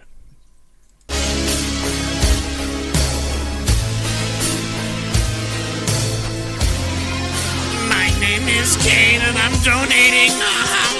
Oh my God. Aop. More like Aop. AOP, more like AOPP. Aha! Oh, man. Where's the fucking... Ain't that the truth? I'm looking for the fucking song, man. There it is. There it is. This is the fucking... We get the celebration song right here. And what's up to Roman Reigns? Do you know how many people pulled their fucking... Like the guy that had... so many people had Die Roman Die, like the Rock thing. Yeah. Die Rocky Die. They had the Die Roman Die. Do you know how fast those fucking things came down? Survivor Series was minus 10 out of 10. Wow. Negative 10 out of 10. Wow. Yeah. Sav King, you scared me for a minute, Sav King. I was like, oh my God, bro. You're fucking terrifying me. Mercedes Stover, thank you for subbing to the channel. Welcome to the channel. I just like how the women win, the first match of the night. And Michael Cole's like, Raw's up 1-0. And Graves like, well, SmackDown sort of won. It's like, yeah. What the fuck are you talking about? Derek Dickerson, thanks. I mean, yeah, they're fucking completely ridiculous. Completely retarded and ridiculous. And Cole's like, but that was on the kickoff show. I don't think Crown Jewel was better. No. Crown Jewel was fucking... I made a joke of that, but yeah, no. I thought this might be worse, but no. Crown Jewel was terrible. No. I would say Evolution, SummerSlam, and Hell in the Cell were probably better than this tonight. Stefan Owens, thank you for subbing to the channel. We might be there. Do we have 60,000 yet? Boom! 60,000! Stuart! Applestein! Holy shit! Take your pants off, everybody! Take your fucking pants off! Let's do it! Pants off a jacket. Roman's gonna bury Styles! 60,000 subscribers! Party! Yes! Crown Jewel was better. I don't know, Gerald. I don't know if I can go there, man. I don't know. I don't think so. bury Styles. Roman's gonna bury Styles. Roman's gonna bury Styles. Feed 'em all to Roman. Roman's gonna bury Styles. Roman's gonna bury Styles. Roman's gonna bury Styles with that stupid smile. Roman Reigns makes me so damn insane. His dumbass look got me obliterating my brain. Extreme rules, how the fuck can that be? There ain't no blood or extreme, cause this shit's PG. I'm mad and sad before I was glad. Bullet Club could've shown up badass, but they're weak, ready or not. Reigns is burying butts into an indie graveyard. Reigns can suck on my nuts. I won't fall in line, not gonna change my mind. No matter how much success you like the Lex Express. On the road to WrestleMania, couldn't pass the test. Damian Sandow was more over than you. They let him go because he took away fans from you. That kind of shit makes me want to explode. Instead I'll drop a big load down WWE's throat. Roman's gonna bury Styles. Roman's gonna bury Styles. Roman's gonna bury Styles. Feed 'em all to Roman. Roman's gonna bury Styles. Roman's gonna bury Styles. Roman's gonna bury Styles. Feed 'em all to Roman. Leah's pussy just walked in, everybody. Yeah. No, I'm just kidding. Feed 'em all to Cronin. I'm in a fucking weird feed 'em all keep 'em all moaning. I just had to celebrate with that old song from 2 years ago or 3 years ago. Because, I don't know, I didn't know what else to do for 60,000 subs, and I'm so fucking tired from this fucking terrible show tonight that I'm losing my mind. I can't take my shirt off anymore, you know. Don't need your YouTube channel taken down. We used to love that one, man. Rollins for life. Rollins for life. Well, speaking of Rollins, that's a good transition here because we didn't talk about that match in detail. I'm gonna get some shit because it was all right. I would give it like a 6. Yeah, it's honestly. about. I'm agree. I'm maybe like I gave it a 7, but it was whatever 6.5, 7. Here's the thing. It was almost 22 minutes long. I'm pretty sure. That's what happens when you have no story at all. There's no reason. Usually they can get away with shitty build, great match. The problem here that really worked against them was the Dean Ambrose, that X factor. Everyone kept looking towards the ramp and the audience. They were waiting for Dean to interfere or something to happen with Dean. So their full attention wasn't on the match, 1. And 2, they didn't know who to cheer for. They cheered for Nakamura and sang along to his song. They cheered with Seth and they screamed "Burn It Down." So they weren't really behind either guy. They weren't fully for either guy. Right. And their attention was pretty much posted elsewhere waiting for Ambrose. So the crowd was close to dead silent as they were all night. They barely spoke up until the end. It's true, man. That's a great point why it didn't work. Middle finger, medium, light skin tone. Middle finger, medium, light skin tone. Middle finger, medium, light skin tone. Survivor Series. What the fuck? What happens if? Oh my God, Ashley Rose, thank you for the $2. Oh my God, gotta try Ashley. all the different skin tones. That's now. so fucking funny. I'm gonna die, dude. What the fuck? That's great. Medium skin tone. Medium skin tone. Medium light skin tone. How creepy can the fucking alerts be? That's bizarre. Anyway, I'm gonna grab She's apparently racist, Goddamn. Yeah. So 22-minute match, and it didn't get going till 14 minutes in. I even went back and I checked the timer because I watch at the bottom of the WWE Network, like when it starts, when it ends. Yeah. And I try and keep track of it all. And it was like the 13 or 14 minute mark. Someone in the chat might know specifically, but Nakamura got hit with the super kick by Rollins. And that got that really close 2 count. And that's when, and I feel like from there, that's when they started to build. He went for the buckle bomb and Nakamura got out of it.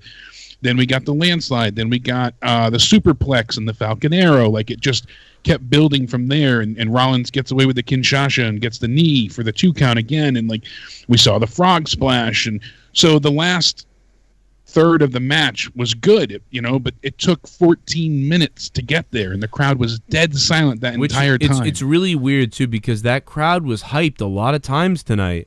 And usually in a match like this, when you build to that moment, you would start getting payoffs from all the build up, and it just didn't click. It was very similar to AJ's match with Shinsuke at WrestleMania, and with a couple other matches that ended up being duds. Like Yeah, it's weird. Like, you would think a match like this would build to a crescendo, build to that moment where the crowd starts popping so much and like, wow, they really built it up. But nobody bought it. It was and weird. I feel like they kind of exhausted the crowd in a sense too. The pacing at the end was like kind of a quick succession. You got the ripcord knee, then you got the frog splash turned into the Kinshasa, and then you got the curb stomp. So it was like bam, 2 count, bam, 2 count, bam, win. And I don't feel like it breathed a lot at the end either. I know they were already 22 minutes in. You can't drag things out any further. You say Kinshasa for me again? Kinshasa? Kinshasa. Kinshasa. Kinshasa. Oh my God, you say that so funny. I want to hear it like a million times. Kinshasa. Kinshasa. Well, you say it like a retard though. Like I know. I drag it out. No. You say because then is it Kinshasa? Kinshasa. But you said Kinshasa. Shasha. I know. Like Shasha. Kinshasa. Like Shasha. Shasha. That's what you just did. Okay, I'm going to take phone calls. 339-226-6610. Here we are. Come get us. I'm giving the whole show a 5 out of 10. I'll say I'm 5 at a 4. I'm at a 4. I really wanted, like I said, if you know what? I thought Seth was going to do it straight up. He did. I agree. I'm going back to a 4. This was too fucking retarded. I can't believe that somebody said this was the best fucking show of the year. I know. And then AOP, I'm like, all right, here we go. It's going to be visceral, and it's going to be, this knockout drag fight with Big Show getting involved, and it came down to pissing your pants, and everybody pisses their pants because it's the cool thing to do, like. Oh my God. What are we back to fucking Billy Madison days? I mean, dude, when at that point too, the show was so atrocious, and then they got Drake Maverick pissing his pants. It was just like, this is a fucking embarrassment. Buddy Murphy, Mustafa Ali was a good match. Definitely, one of the highlights of the night. They're thankfully not on the pre-show anymore, and they shined. They had some really good moments, but it was 12 minutes. We got 22 for. Dude, I'm looking at JD's own people's comments. A lot of people below saying, "What?" And also, how could you say it was the best? Also, Evolution was better. I'm seeing a lot of people saying Evolution was better, and I agree. Evolution was better. Yeah, because for the beginning of the year, how many people are getting blocked on his Twitter tonight? Oh, God. You benched, bro. I can picture that. You benched. He's benching a lot of people tonight. Everybody. Wow, a lot of people getting blocked tonight. Wow. I don't doubt it. Somebody wants. I liked Hell in a Cell. Hell in a Cell was, we had SummerSlam. Let me get this clear. I really didn't like anything, but those were okay. Those were all right, right? Like, they were pretty good compared to what we thought they were going to be. Yeah, compared to what we had gotten previously. I don't know, man. And I missed the 205 Live match a little bit, but that was a pretty good match from what I saw of it. Should I really? I mean, how long was it? Was it like 8 minutes? 10 minutes? It was 12 minutes long. Wow. See, I missed half of it. Yeah, I was hoping they would get a bit more because they really started to get into a nice groove at the end, and then it just that's all you were gonna get. Like I said, Murphy caught him with a knee to the head, then we get the finisher and pinfall. So how many videos? That Spanish Fly that they did. That was awesome. The table. To the floor, that's like the #1 gif of the night. That was fucking awesome. That was so awesome. I love that. How many videos do you think I've uploaded to YouTube in these 6 years? Ooh, I don't know. I'm like wondering. Oh, here we go. 3,192. I was gonna say 4,000. So. Damn. Well, you think about it too, because you're probably a little over 4,000 because of the times you couldn't go live on this channel and had to go to Corrupted. And well, I know I've got on the other channel too. I've got 400 videos on that one and 300 on the other one. So yeah, I've probably uploaded 4,000 videos total on YouTube in my life. So that's pretty good. 4,000 videos. That's a lot of videos. Let's take a phone call. I'm sorry, I forgot about the phone calls. I totally blanked out. 317's on the phone. What's up? What'd you think of Survivor Series? Yo, what's going on? It's Jake Bars, man. Jake Bars. Oh, I yeah, got what's bars going on, for boss? your mom. That's why I'm putting the cum in the bum and I'm putting my fucking penis on. I'ma fuck her till she give me a son. Birth that bitch. Yo, I got an itch. That's why I didn't get tested for HIV, bitch. Shut the fuck up before I make you my slut. I'm gonna turn you into an ugly cunt mutt. No, I'm sorry. I'm just kidding. Jake Barr's always got. He's always got. Damn, these now I fucking- feel like Lucky Low, bro. Oh, you feel like Lucky Low? Well, then you about to get choked. You about to go broke because I'm about to rape your bank account with a fucking goddamn gun, you fro. You fucking you fro. Oh man, go ahead. No, so what's up, Jake? Man, I feel bad, man. I feel bad, man. What's that? Fucking about just about your shit, man. You should have fucking buried some motherfuckers. But what's been up? Survivor Series? You watch it? What's up? Shit happens. No, I hate to be that guy, but I am late to turning on your review. Fuck it. So really, I called to see. I called to see what you guys thought about Brock and Bryan. I'm sure you already explained it, but to be honest, I think the way that they book these Brock Lesnar matches, really, I know I'm going to get heat for this, but I think it's incredible, honestly, because it's so unpredictable. You don't know if you're going to get 3 suplexes and an F5 or what. Every time he goes out there, you never know what you're going to get. And I honestly thought Brock versus Daniel Bryan. Work or no? I thought that was probably the best match Brock's had in years. To be honest with you, I really, really enjoyed that and didn't know what the fuck was going to happen. Right? Yeah, I agree, man. It's like that's the thing about these MMA guys, though. I'm kind of sick of the whole MMA spectacle. It's like I want wrestling. Yeah, because Brock only has the few moves. I mean, we make fun of Cena and Roman for being limited in moveset. What does Brock have? The German suplex, the suplex, and the F5? I can't think of anything else. Can you? Sadly. He used to have a pretty mean screech when he yelled. Yeah, I mean, let's see him pull out the shooting star press. I tried to do the Sean's View rap. Like, Sean's View, he's on his, he's like, oh, tonight, the WWE Survivor Series is over, and what a amazing spectacle, rectacle, octectacle, smectacle, technical, fectacle, smectacle, and he just makes up fucking words, and he just keeps rhyming, and you're like, what are you doing, dude? What the fuck are you saying right now? My God, make no mistake about it, I'm dedicated, I'm prolific, I'm terrific, I'm terrific, I'm terrific. And he just makes up fucking words. Like, what the fuck are you saying? Like, he makes up words. It's the fucking weirdest thing. He makes up headlines, too. Well, but, that's a different story for a different time. Oh, my God, dude. Oh, man. What but, would you give? Other than Brock and Bryan, I mean, Charlotte and Ronda, I was impressed by that, especially the post-match stuff with Charlotte. Makes me wonder if they're going to kind of, do that whole 4-horsewomen deal that they've been teasing for, years to come. But, we were I saying thought that was good. I thought the Cruiserweight match was good. They're coming with that. That's definitely happening, It's definitely coming. All signs point to that happening. It's just a matter of making everybody care about it. And it's just weird to me because you think they'd pull the trigger before Survivor Series with that, to maybe set something up, but... I know Rhonda had said, any time, any place, a few people have brought that up, and it's like, yeah, but we'll see what happens. Yeah. Critical Overlord had sent me a tweet before, let me know, that was at the Mae Young Classic. Rhonda told Becky and Charlotte and Bayley to pick the time and the place when they're ready. So, I mean, WWE, like you said, can't book stuff that far back, and we know, they forget things worse than a, dementia patient. But yeah, I mean, it's unfortunate though. Honestly, they're really going to have to work hard to make people give a damn about that match. I think, especially in the way that they're booking it now. I almost thought that Becky was going to come out and save Ronda at one point.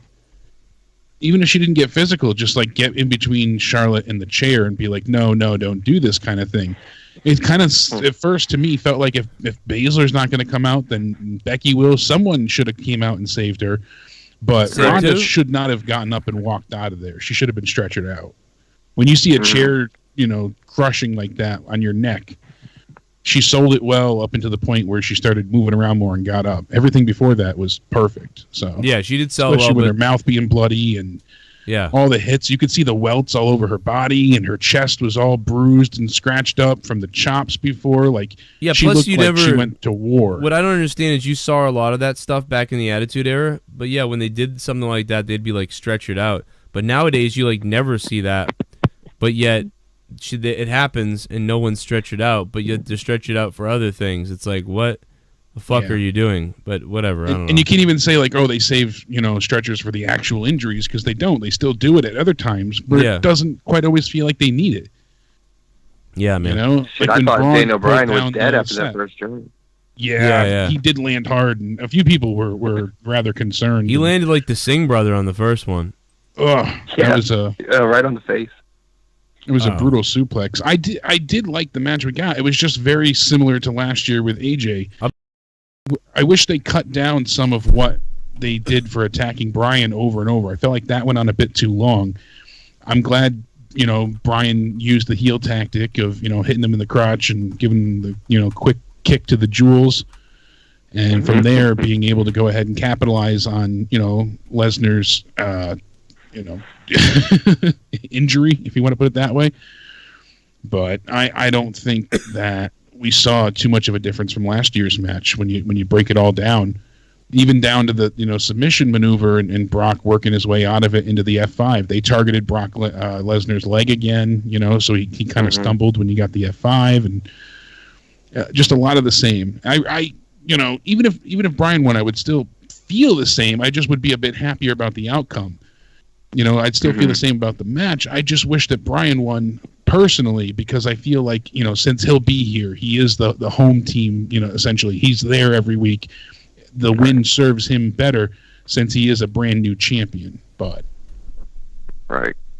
The thing I like about a lot of Brock matches, is like, I feel like every time he's expected to win, but every time he has a different opponent, I'm always like, well, maybe this will be the guy, to take out Brock. Maybe it's Roman, or maybe it's Braun, or tonight I was like, oh, maybe Daniel Bryan's got something up his sleeve. And I didn't, I enjoyed the match a lot. It's probably, I can't say it's my favorite match of the night, because I've just become a huge Buddy Murphy fan over this year. I mean, he's put on excellent matches with almost everybody I've seen him against. Yeah, and that was a really good match. That it really was. I just wish they had a bit more time, and they could have gotten away with it because the show ended early. Yeah. Yeah, I feel like the end of the bar AOP was rushed too. Yeah, that was a abysmal 9 minutes without really hardly any action, and it all led to that stupid pant pissing scenario. Oh my God, that was awful. That was so degrading for no real reason. It's just disgraceful and unnecessary. I'm all for shitty humor and the toilet stuff when it calls for it, but this is all he's going to be known for now. They were already I guess harassing him on the pre-show. They said something like a Wizard of Oz joke, I guess, that I missed. Something about, like, did the wizard bring your brain or something like that yet, But Vintage Dream, she said on Twitter, she's like, I would have much rather had Big Show just chase him through the crowd and out of the building. They didn't need to do this. He's the GM of 205 Live, and I think if he was just a manager, then maybe. And I kind of agree with that, and WWE goes on and on talking about, don't be a bully, be a star, and all this. It just, they're so fucked. They are. Kid, you got Nia Jax and Big Show out here breaking noses and making people piss their pants. Yeah. Meanwhile, they're at the, the anti-bullying assemblies. That's why I said that whole be a star thing needs to go. It's a joke in itself. It's just a pander. They'll do anything for a money grab anymore. Yeah, and I'm curious to see where we go from here with Raw now. I mean, it's full steam ahead for TLC, obviously. Now we know that Braun Strowman gets both of the matches that he wanted, so he gets the match against Baron Corbin at TLC with the stipulation he chooses, and then he also gets to face Lesnar. Really, when's he due to face Lesnar?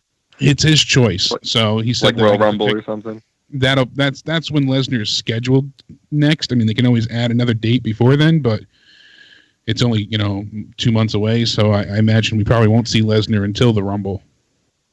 Shit. And I think after the last match that Braun had with Lesnar, to me, Braun's buried. To me, in my eyes, Braun Strowman isn't the same that he was before that match going in. Like, at least last time when he took lost, away all the value.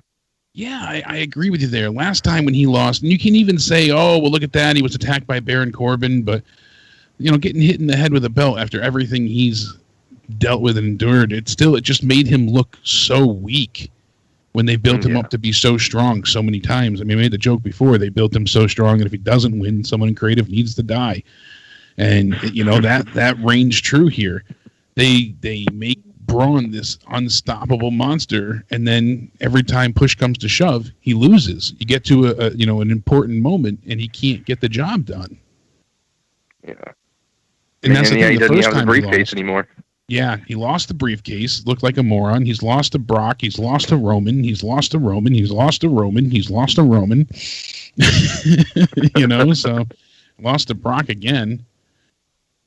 Yeah. Seems like all three of those guys are just each other's kryptonite. It's like no one can take out those three guys but each other. Yeah. Yeah, and they put those poor big guys through like the same shit they put Big Show through, I guess. It's just, Pretty much. It's like it does, because it's not as big a spectacle as it used to be, and so they kind of just use them as like, I don't know how to put it. I guess it's like this like a general go-to as far as like, I know you said like they flip them, but it's more like it's such an easy way for them to put a piece of storyline in for no real reason other than it's like that's all those big guys are to them. They can't use them as an actual storyline themselves anymore because no one gives a shit. So they kind of just, but people still somehow are like in awe of them, so they still use them. And they give them way too much TV time and they don't use them smartly. I'm like, what the fuck? And Braun's actually interesting. If you, like, at least the possibilities of him are, don't you think, Jake? Yeah. That's Oh, my name's Jake too, my bad. Yeah. Oh, yeah, shit, I forgot Barz is on here. Oh, yeah. So you guys, like, would agree, like, he's actually an interesting, like, I actually would love to see more done with him. And that's rare, because usually with big guys, I don't give a shit. I've seen it before. Like, but then if they hold him in a different light, it would certainly be great. I don't know how you feel, Jake. That's what I mean. They're putting him through the same like mill they put all the big guys through anymore, or whoever. I mean, yeah. I wish that Braun would somehow land on SmackDown. I think a lot of people need to get away from Raw. Really, to be honest with you, dude. Fucking, have you? They need a seen shake this? up badly. Have you seen this shirt? What? Oh my god, dude! I was just looking at my Twitter, and fucking Chad Ryan sent me this. He goes, I seen this on Facebook, an Ellsworth t-shirt. Look at this. Oh, God. Look at this. Ellsworth, she 16. Oh, man. Jesus Christ. Oh, my God, dude. Fucking, I would buy one. Oh, my God. Oh, my God. Ellsworth, she 16 says, I just texted my dick. What the fuck? Oh my fucking god, dude! I'm gonna fucking have a connection. Wow, that's fucking. I just saw this. She's 16. That is brilliant. Oh my god, dude! Austin, Ellsworth, she's 16. Oh my god, that's too good. Super chat. Oh my god, what the fuck is this? Noho Santiago. Oh my god, it didn't read it though. No, Santiago sent fucking yellow, white, black, fucking every kind of emoji. It didn't read it, though. It took it as spam, so it didn't read it. Fuck Noho. Santiago. Rogerio Barreto. Thank you for subbing to the channel.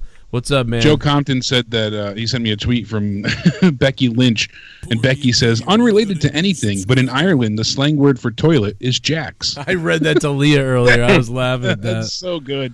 That was funny. Fuck? I hope she's able to come back from injury soon. I hope this isn't something that lingers because... Nah. I think 2 weeks. Maybe 2 more weeks. Hopefully. $9 for a fuck. Someone donated 9. I'm getting hard. I got 9 inches inside of your wife. $9. I'm shooting my semen to the ceiling. I'm coming and my balls have turned blue. $9. Suck my dick. Suck. Fuck. Suck. Rhonda got her ass kicked so hard her vagina exploded out of her tits. Best match of the night. Overall 3/10. This show sucked AIDS infected farts. So I'm not crazy, right? I'm not crazy then. Thank you, Josh Williams. No. Josh, you're a great man. Thanks for the donation. Enzo Amore should rape Tommy in his fat retarded ass so Tommy can diarrhea it out and they can share a warm bowl of cum soup for Christmas. Congrats on 60K. Oh my god. Chris Crooks, thank you for the $6.59. I'm eating watermelon because I'm dying. Fucking Chris, thank you for the 659, and John Williams, thank you. I'm dying. That's a good one. No, I think I was just like, I'm so tired. I don't know why watermelon sometimes wakes me up. I don't know. It's bizarre. Like coffee and watermelon. Why the fuck does watermelon wake me up? What the hell's wrong with me? Anyway, thank you guys for that. And Jake, I'm gonna let you go, man, Mr. Bars. But thanks for the bars. Yeah, hopefully we get some more new music coming out soon. Yeah, I'm working on it, man. But Are you? shit, congratulations on But congratulations on 60,000, Joe, because I think I've been watching shit since like I'd say 2015. I mean, so probably about 30,000, 35,000 subscribers ago. Yeah, maybe even 20 back then. Yeah, dude, it's pretty insane. I can remember when I thought, damn, I've got 1,000 subs. Like what? Wow, like dead. Right. I mean, most of them are dead now, but. Love you, Jake, man. Jake Bars, the great Jake Bars. Yeah, you hit me up anytime. We'll play that music. Take it easy, yo. All right. Hit me anytime, Jake Bars. You let me know. We'll play that music. Yeah. I'll play that music Jake anytime. On Twitter. You make some great music. And listen, I want to take a second. I want to take a second to plug it. RI subscriber, Super KO 91. Thanks for subbing. Listen, all the wrestling stuff mostly is done here on my YouTube. My non-wrestling stuff also on my other YouTube, youtube.com/corruptedpodcast. I do about 5 podcasts over on my Patreon. So if you're here on YouTube, you're gonna get about 15 to 16 hours of content a week here on my YouTube. But if you're a patron of $5 or more, you'll get 30 hours of bonus content, that you're kind of paying for, on Patreon. So if you really love this stuff, you want to listen to me do podcasts more about wrestling and non-wrestling stuff, plus my Morning Madness podcast, the Corrupted podcast on the weekends, and tons of other stuff, random guest podcasts. Jim Ross, we did one. It's up there. Just Incredible. I'm going to be doing some new ones with some other wrestlers and other people, non-wrestling stuff. It's all on my Patreon. 344 of you are now on Patreon. 348. 348 of you guys are on Patreon now with me. And it has been fucking unbelievable on Patreon. So I really encourage you, if you have a Patreon app, download it. It's free. Otherwise, if you know about patreon.com, go on over there. Obviously, we don't really get paid much for ad revenue anymore. So if you love the shows, either donate live, or if you want to take it to the next step and you haven't yet, I can only tell you, man, not only can we use your help and support, but you keep these shows going for free for everybody else. So, and for me, and you guys pay for all my shit, and you get me through this when this is my job now. So it's been for the last year and a half. So, yeah, it's important to me that you guys check that out if you can. Give it a try. There's free stuff over there too. Give it a try. $5 a month, $2 a month, whatever you can do. There's anybody who's at 25 or more has the producer credit down below in the description box below. And there's just so much shit, man. Corrupted's up there, the poll's up there, the different stuff that I tweet is up there. There's the Corrupted podcast. You can download the whole podcast to your phone, saving on your data plan, or listen to it through the app, which doesn't always work. Then there's the YouTube link for it. Nobody else has that. There's just tons of shit, man. The NXT stuff that nobody heard, the Johnny Holes clip from the other night, songs, polls that other people can't hear, me ranting on people that you can't hear, the song about this guy with this big fucking neck. Why is this guy's neck so fucking big? Look at this guy's neck. The fuck with this guy's neck? Better have respect for my neck. You looked at yours, compared and wept. My neck's so big, I get extra breath. Breathing in my lungs won't accept. I can fit 1,000 cocked on my throat, I still don't choke. Big ass jaw make the girls go, that's the biggest damn neck that they ever saw. Think that's big, wait till you see my bar.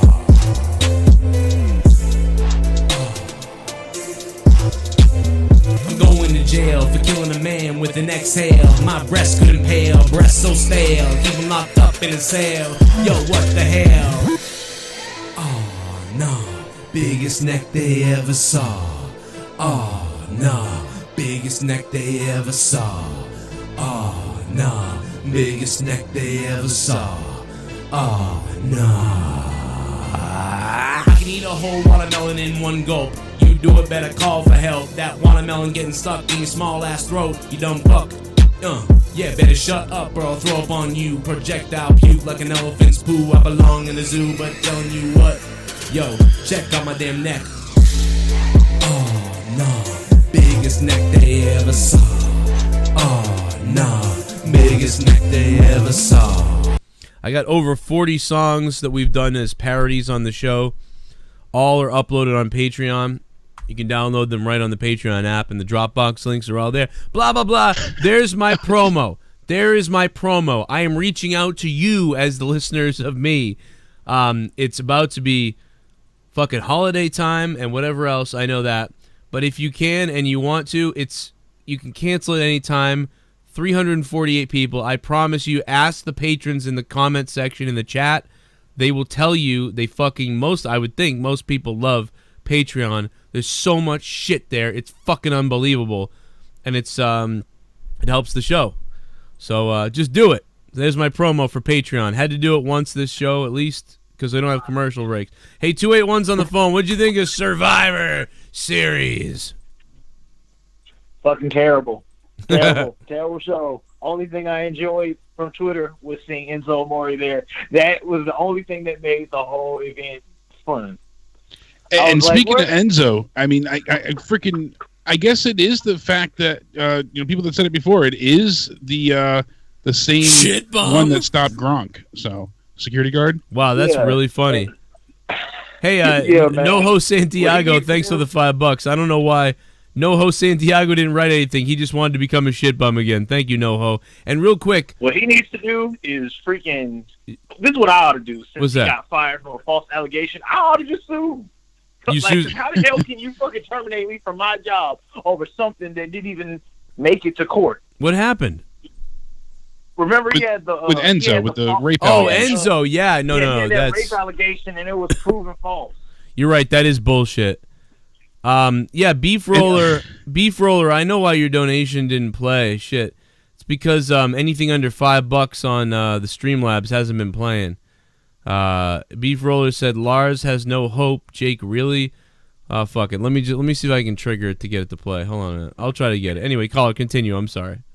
Oh man, what he ought to do at this point, with the way it is, he ought to just leave the country. I mean, Russell Simmons from Run DMV left, went to a country where, he had his case dropped due to lack of evidence, but he wasn't taking chances because I guess after he saw what happened to Cosby, he was like, "Oh hell no, they're not going to get me." Right. So he left to Indonesia, and I think if it don't get too much better for Enzo, and if they try to do some shit like this to him again, I'll just leave.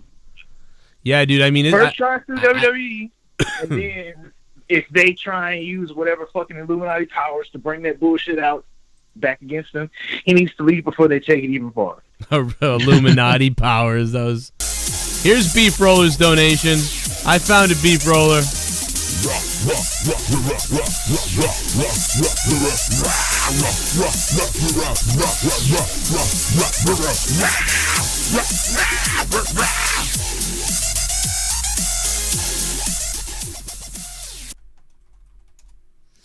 And it's not going to read it because it's a replay, but it says Lars has no hope for Jake, really, Corbin, Gable, Jordan, Rude, Rusev, and even Roman fucking Reigns.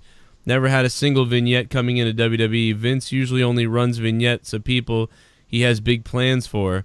Well, maybe that's true, Beef Roller. I honestly think it's 50-50. Because he's done it before, and people have still gotten screwed too. So no way, Jose. They did it with Sanity recently. They had vignettes for them. That's the most recent example. Sanity had them. No Way Jose had them. Adam Rose. The Ascension had them. Brodus Clay had them. It's happened over and over, time and time again, and it's gone nowhere. So it goes both ways. It doesn't make a difference. It's literally. And I even said it wasn't so much. It was just me being negative because I knew that he was going to be fucking destroyed. So he's going to be the big guy that comes in, another Ryback scenario where he's crushing local talent for weeks and weeks in a row, and then he's going to crush a bunch of jobbers in a row and have a inflated undefeated streak, and then he's going to get into an actual feud against some mid-carder, and it's going to go nowhere. The crowd's not going to enjoy it, and they're going to give up all hope on him, and then he's going to go ahead and become the next B team. Jesus. 917's on the phone. What's up, 917? Hey, what's up, Joe? Hey, how are you? What's up, man? I'm all right. How are you?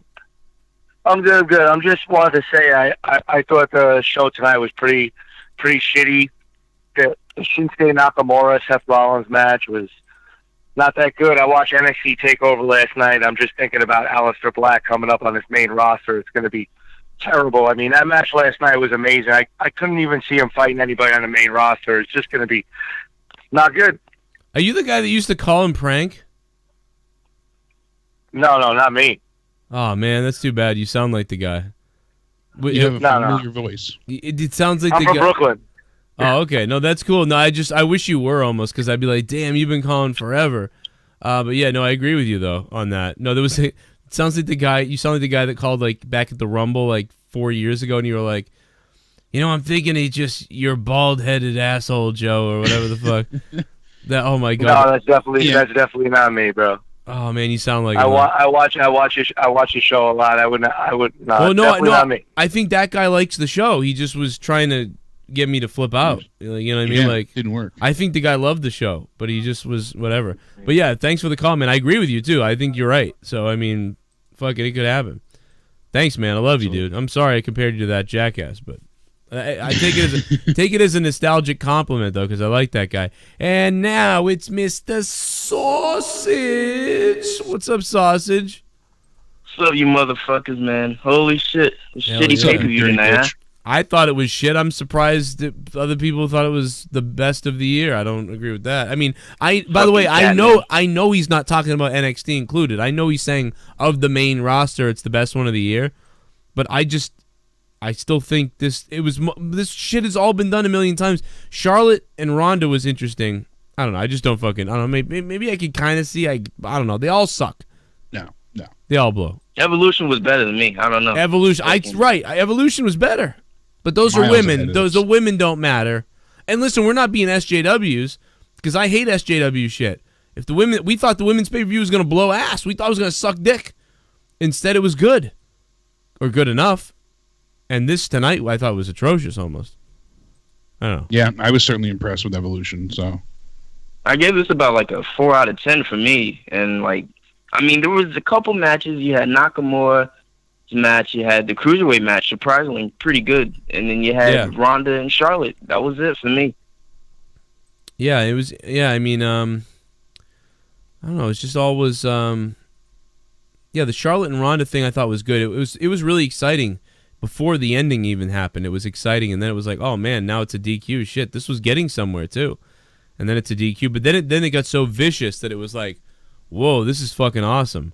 Even though you're also thinking, oh, this sucks. They're giving Charlotte Becky's fire. Like, what's going on here?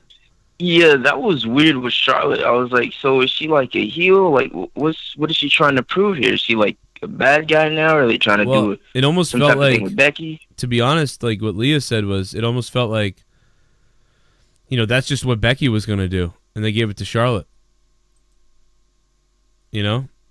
They went with the same plan, but with Charlotte. Charlotte got to be the badass now. I wonder if the crowd was cheering. Because where were they at? LA tonight or some shit? Whatever the fuck. Yeah, they were in Staples Center in Los Angeles. Yeah, the crowd was really hyped for a lot of shit tonight, but yeah, Los Angeles crowd is like the top crowds in the WWE now are like Philly, New York, Los Angeles, Chicago, and maybe like one other that I can't remember, and maybe sometimes in Florida.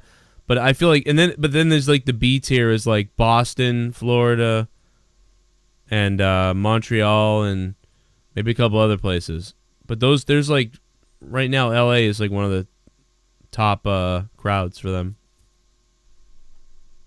Because I think it's because they had SummerSlam there for like 70 years. Remember that? Yeah. Jesus. Oh my God. Because I don't know how long. Yeah, that's what I was going to say too. Was they kind of built a rapport over here. Yeah. With bringing like a big show every year. Except for 2012, that SummerSlam was bullshit. Just saying. Plus, it's almost like it's become entertainment for the entertainers. You know what I mean? Like a lot of the entertainers, like they all like to go out to watch the WWE. It's like they enjoy being entertained by it. So, yeah. A lot of families, a lot of hardcore fans too, a lot of knowledgeable fans. So you really get a mix of hardcore fans with, casual fans that are actually excited for the product. And I feel like they don't, like, wherever you guys are at, I mean, I'm not sure if this is how it goes, but because I feel like you guys have more chances to see their product, even if it's the next state away. Well, yeah, because you can drive. Over here, Staples Center is about the only place that they can go to. Well, you could go up to San Diego. Unless it's a house show. Then they might do other places. San Diego is about it. Probably if you drive up there. I actually saw them advertised somewhere out here. San Jose. San Jose. Like Pomone? No, that's far from me. I'm talking like between here and LA. It was like in the middle. I was like, what are they doing there? And then I realized it was a house show. It was like Pomona or some shit. Or Ontario. It was like in between, it was just a weird place until I realized what it was. Just imagine the crowd for the ending of the Ronda match if Becky hadn't gotten injured. Yeah, man, that would have been nuts. Really. Scott Sanders, thank you, man. They've run in Bakersfield, too. I don't know. That's not too far, right? Yeah. I don't know. All that shit's far from me. The WWE's run in Bakersfield, but it's Bakersfield like it's like a small auditorium, I think, out there. But they still, I mean, dude, you got to remember, WWE is our backyard, too. Like, WWE owned the New England territory, like, forever. Like, and they're in Jake State, so it's like, they've just loved... The headquarters is close to home. So. They always want to pretend they're in New York, you know what I mean? But it's like, they ran in Boston like crazy. When they couldn't sell tickets, they were working Worcester and Boston Garden. That's what I used to take offense to, because they would say, oh, MSG is their home. But really, if anything, it was the New Haven Coliseum. That's where, they would. That was their backup for Raws when they lost dates and stuff for the longest time. And they wanted. There was that point in like '95 or '96 where they had a bunch of them back to back when they lost all those ticket dates, and WCW like took the same arenas and stuff, so they would go to New Haven Coliseum just as a backup. Yeah, and that was always their backup plan. Yeah, they had like an open door policy there. They would just set up for them. So. What's funny is, too, Ringside News is talking about that fan that was injured tonight. And the image that they used, you see a lady being taken out in a stretcher. And I'm like, that looks oddly familiar. And it's actually, they took the image from CBS News of a fan that was struck by a foul ball during a Cubs game. What the So it wasn't even the fan. They just Googled an image of a fan being taken out of it. Wow, that's pretty. Because I was like, wow, that didn't look like the fan in the audience, but I see them being taken out on a stretcher. So that's a, but apparently she was stretchered out. She sat back down. She got knocked to the ground when the security guard had went ahead and pulled him off further down in the aisle. So that's so. And then Matt Hardy says on the video of Enzo being taken out, he said the WWE is taking the women's evolution very seriously, even on the security front. Matt Hardy chiming in, that was gold. So that was a woman that dragged him down and everything. Yeah, and that's the same one that did the stunt with Gronk, where she held Gronk away during the Andre the Giant Memorial Battle. And she didn't at WrestleMania, right, where she didn't realize. Yeah, and she didn't let him into the ring. So, and all WWE superstars are ordered not to speak about Enzo Amore.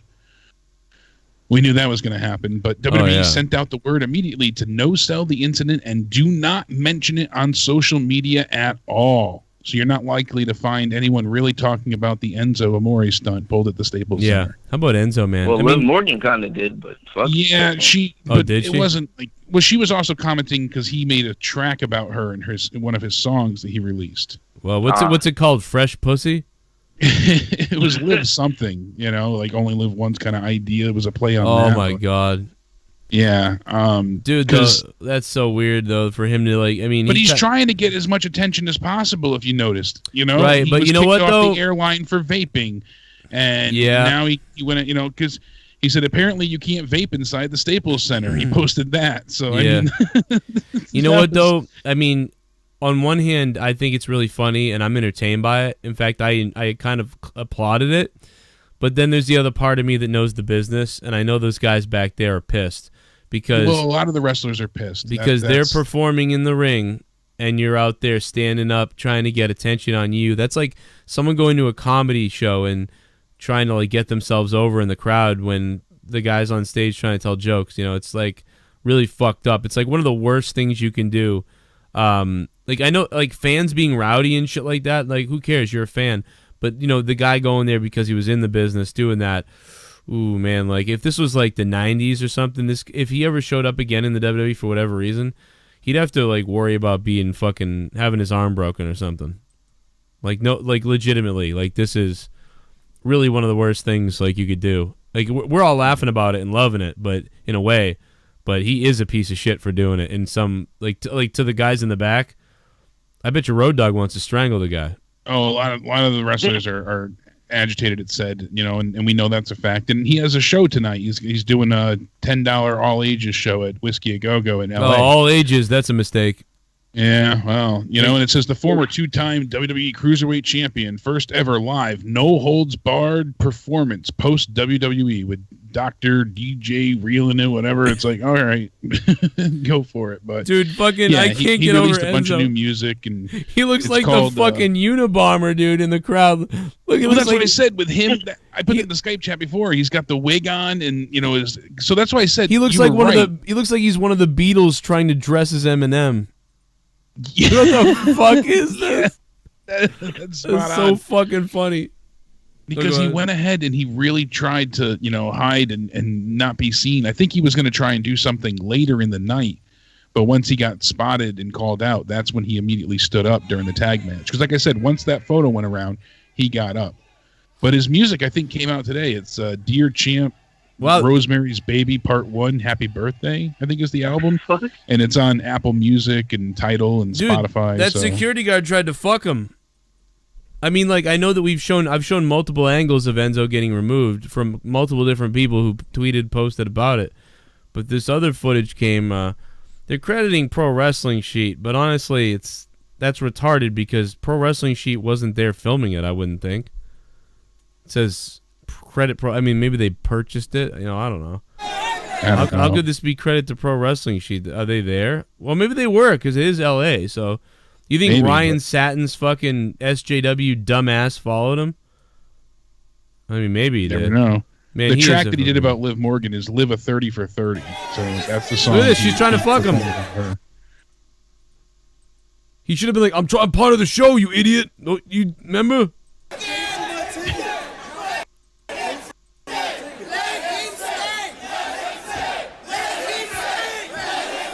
Let him stay.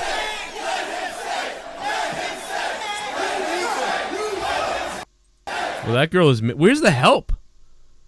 That's one woman. Where's the... She don't need no help, Joe. I mean, yeah. She will fuck you. How far is the women's movement going? I mean, look at there's one security. Where's the security? It's only Enzo. They knew. It's only... I mean, there's just one security guard. Where's the rest of them? She will fuck you. She's got him fully wrapped up. Fucking A, man.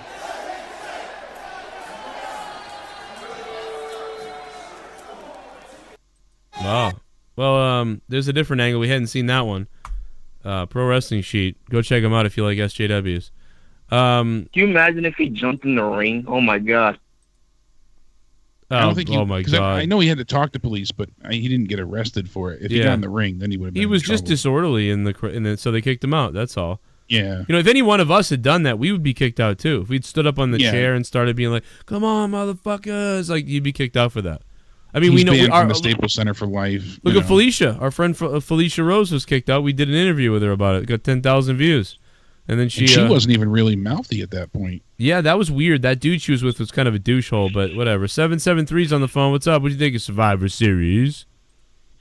I think 2016 was a lot more better. What was that? I thought 2016 was a lot more better. This show was shit. I thought the show was shit. I agree with you.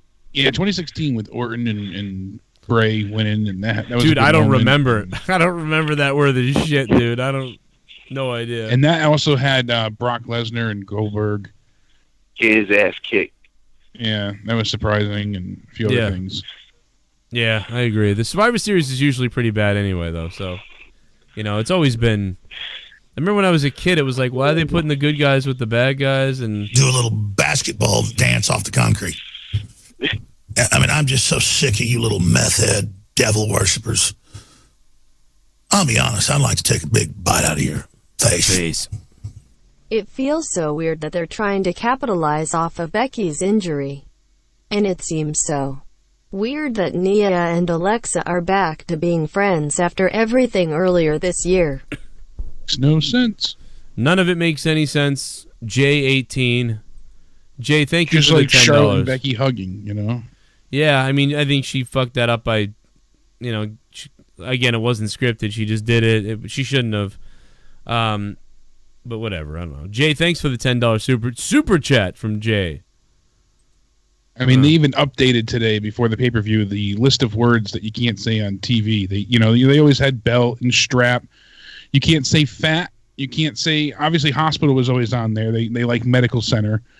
But you can no longer say fake, hell, or ass unless you have special permission. Was okay. I swear to You God, can't say kill or hate, hell, ass, violence, fake, revenge, in the back, DQ, spot, or girls. Can't say girls. The fuck happened to this company? But wait a minute, didn't Nigel? Someone told me, maybe it was Leah. Someone said they heard Nigel McGuinness say ass tonight. Did anyone hear that? Last night? Tonight? Tonight? During the 205 match. Maybe. I didn't hear it. Oh, all right. I don't know offhand. Well, but they have to get special permission previously in order to swear during promos to say because you notice bitch isn't on that list, so bitch is allowed, but they're not allowed to say, like I said, belt, feud, strap, fat, hospital, kill, hate, stupid, hell, ass, violence, fake, revenge, number one contender, in the back, national television, DQ spot, and girls. Yeah. They want title to be referred to as championship, not a strap or a belt. Medical facility has always been the go-to instead of hospital, which we know. Swear to God, I've heard hospital recently a bunch, though. And they trying to ban the usage of the word DQ because it's a legit way to end a match. So they're wanting to start to say disqualification instead on a regular basis. Tag. Hey, listen, on the phone we got Tommy NC 2010. What's up, Tommy? Hey man, I didn't get to watch the pay-per-view tonight, but the reason is because my network expired tonight. I would have watched it if it was for my network expiring. I just want to know who won the Daniel Bryan and Brock Lesnar fight. Brock. Yeah, Brock. Bitch. Brock won. Did you watch NXT last night? No, because my network expired. Oh. I checked it, and it expired, so I didn't get a chance to watch NXT. Why don't you just make a new email? Yeah, you get a free month.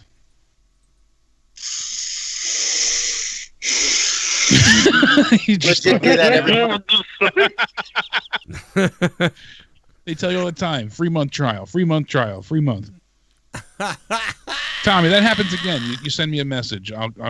We'll take care of it so you can watch. Oh my God. Oh man. Well, you'll be lucky you didn't watch because it was terrible. Last night though, you missed one of the best shows ever. But NXT is NXT was amazing last night. Fucking gold, man. I guess one of the wrestlers came out dressed out like Hulk Hogan. I guess one of the. Yeah, Velveteen Dream. Velveteen Dream has this thing going on where he's poking at Hogan every time he comes out because Hogan kind of criticized him back on Tough Enough and said he needed to do a better job, and it was he called him kind of garbage or something, and he took it personally, and now he uses it as fire against Hogan. It's pretty interesting, man. I'm telling you, man. NXT was only 4 matches, and they were fucking awesome. Listen, you're garbage. That's all you are. Is garbage. Yeah, I mean, listen, and whatever your dad said that to you when you were little, I wouldn't take it fucking to heart because you've grown up to be something that's not garbage, My father never said I was garbage. Oh, he didn't? I was doing Hulk Hogan was. I was doing my impression what Hulk Hogan would sound like if he said that. When he said that. No, I mean, when I was having this. I was having a sound clip. I was having a conversation with this guy on Twitter was telling me about how he talked to you about all that stuff with your family and what he mentioned that. What was his name? What was his name? He was one of your guys, Tommy, that you used to know. What? You name some guys, not fucking the pony guy, not James Worthy. Not James Worley, not Anthret, not the pony guy. But Rasmus? Yes, his name was Rasmus. He's full of shit. He's a piece of shit, and he's a liar. Well, he was telling me about your problems with your dad and everything. What my adopted father? How many fathers do you have? Well, I mean, now I have my biological father, and I have my. We can't adopt parents. I don't think It doesn't matter how many fathers you have. All right, thanks, Tommy. Good night, man. How much milk did you have when you were growing up? I'm so fucked up, dude. I love you, Tommy. Have a good night, brother. I love you, Tommy. Call up tomorrow night. I'm so Dude, fucked. you're fucked up, but you know what, though? You're still safe compared to the other. I mean, I'm only imagining the kind of people that might take advantage of him, you know? Yeah. Rasmus is a piece of shit. I never talked to that guy. I just knew that. I knew Tommy was going to be like, what did he tell you? He said what? Well, nobody means him like harm, but like I don't know about these other people. You know? The Anthret does. Anthret does. Yeah. They fuck with him bad. Anthret We might does. fuck with him a bit, but we don't mean him any harm. Like other people may actually be out to hurt him. Well, they took his channel stuff and fucked up his channel one day. 301, what's up? What's up? Oh, hello.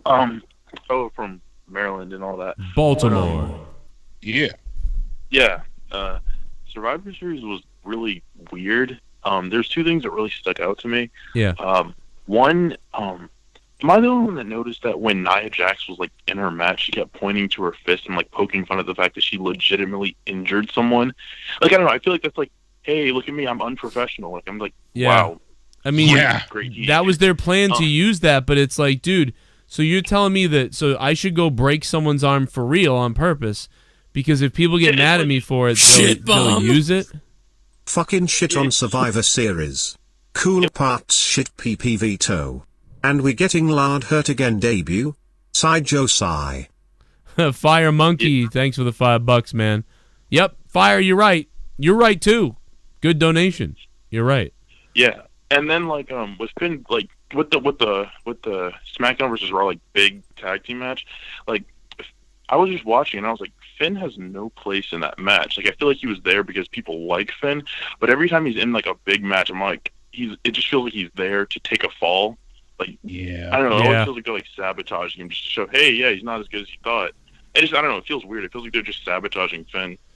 Yeah, they've kept him completely away from his other than SummerSlam, which we felt at least I remember on one of my reviews I was like, he's gonna show up in the fucking gimmick in the goddamn demon randomly. There'll be a surprise, which was kind of cool. But other than that, for about a year and a half or so, they've kind of kept him away from that so they could sort of treat him like a middle of the road guy.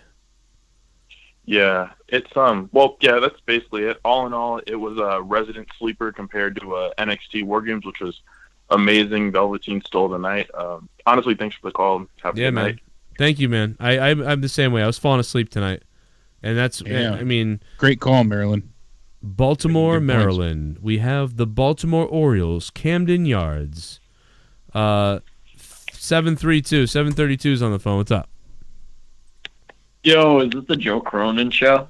This is Sean's View Entertainment. No. Oh, shit. No, I'm just no. What's up, man? I don't know. What's going on? Yo, I thought Survivor Series was pretty good tonight. I didn't really think it was that bad, you know? Like, I thought this was a more passable pay-per-view rather than not passable. Like, I wouldn't have given it a 4. What would you give it? I would give it about a 6, maybe a 6.5. Because I like certain things about it, like Nakamura and Shinsuke was pretty good. I mean, Nakamura and Rollins. You know, fucking Bryan and Lesnar, that was amazing. I just thought that there were some pretty good matches on tonight. Yeah, I mean, the 205 Live match was pretty good. I might go back and watch that once, maybe. Seth and Nakamura... Seth and Nakamura, to me, I mean, they're really good guys, and you would think they would put on an amazing match, especially if they had over 12 minutes, and they did. But I just didn't... their match just didn't connect 100%. It was good, though, but it didn't fully connect. I won't go back and watch that again. I don't know if I care about 205.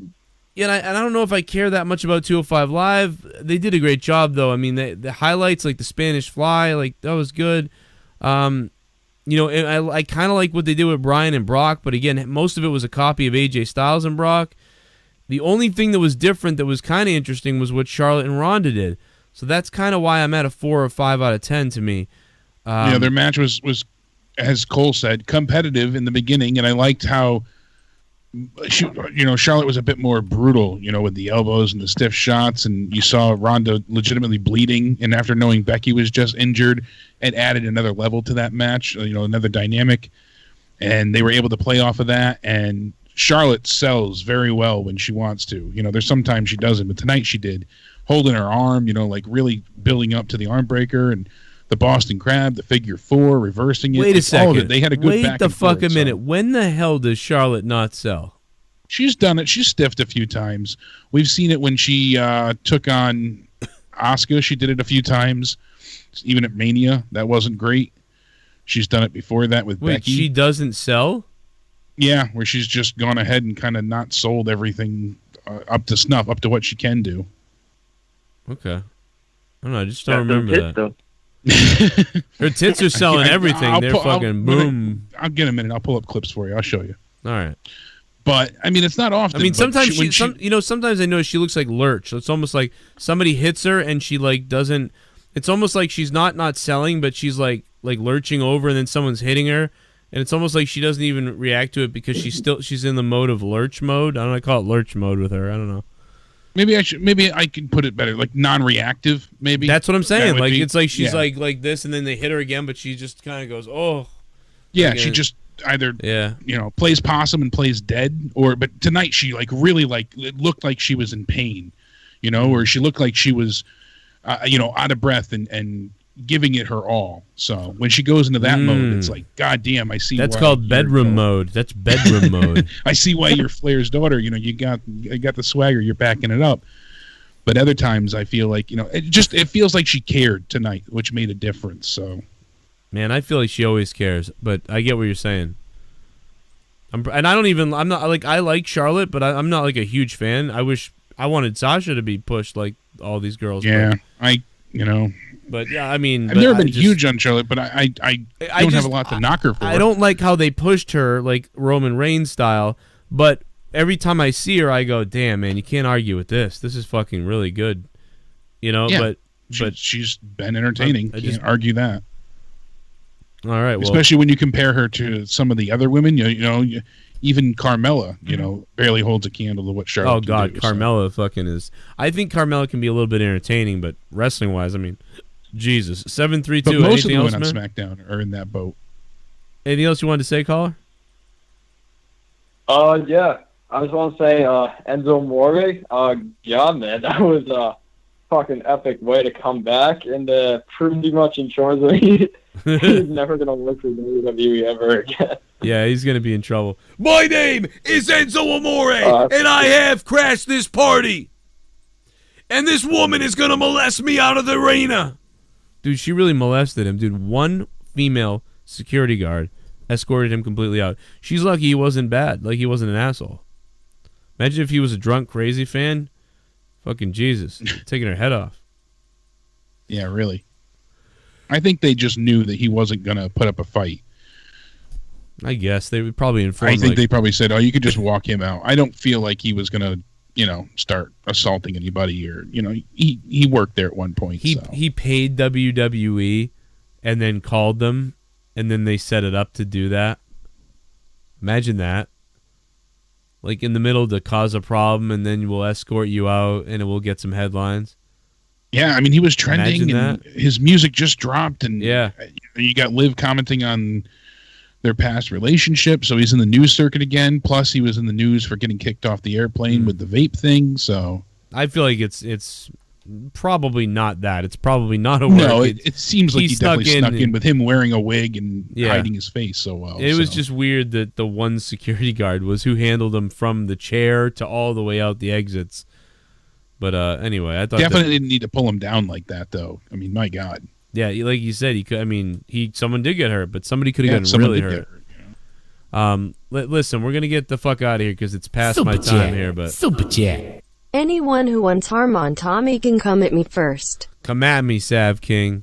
Damn straight. Hassan, thank you for subbing to the channel too. Your sub shit's coming up in a second here. I want to tell everybody we're going to be live tomorrow after Raw. There's Hassan. What's up, Hassan? Shout out to everybody who's listening to us in the UK, Australia, the Middle East.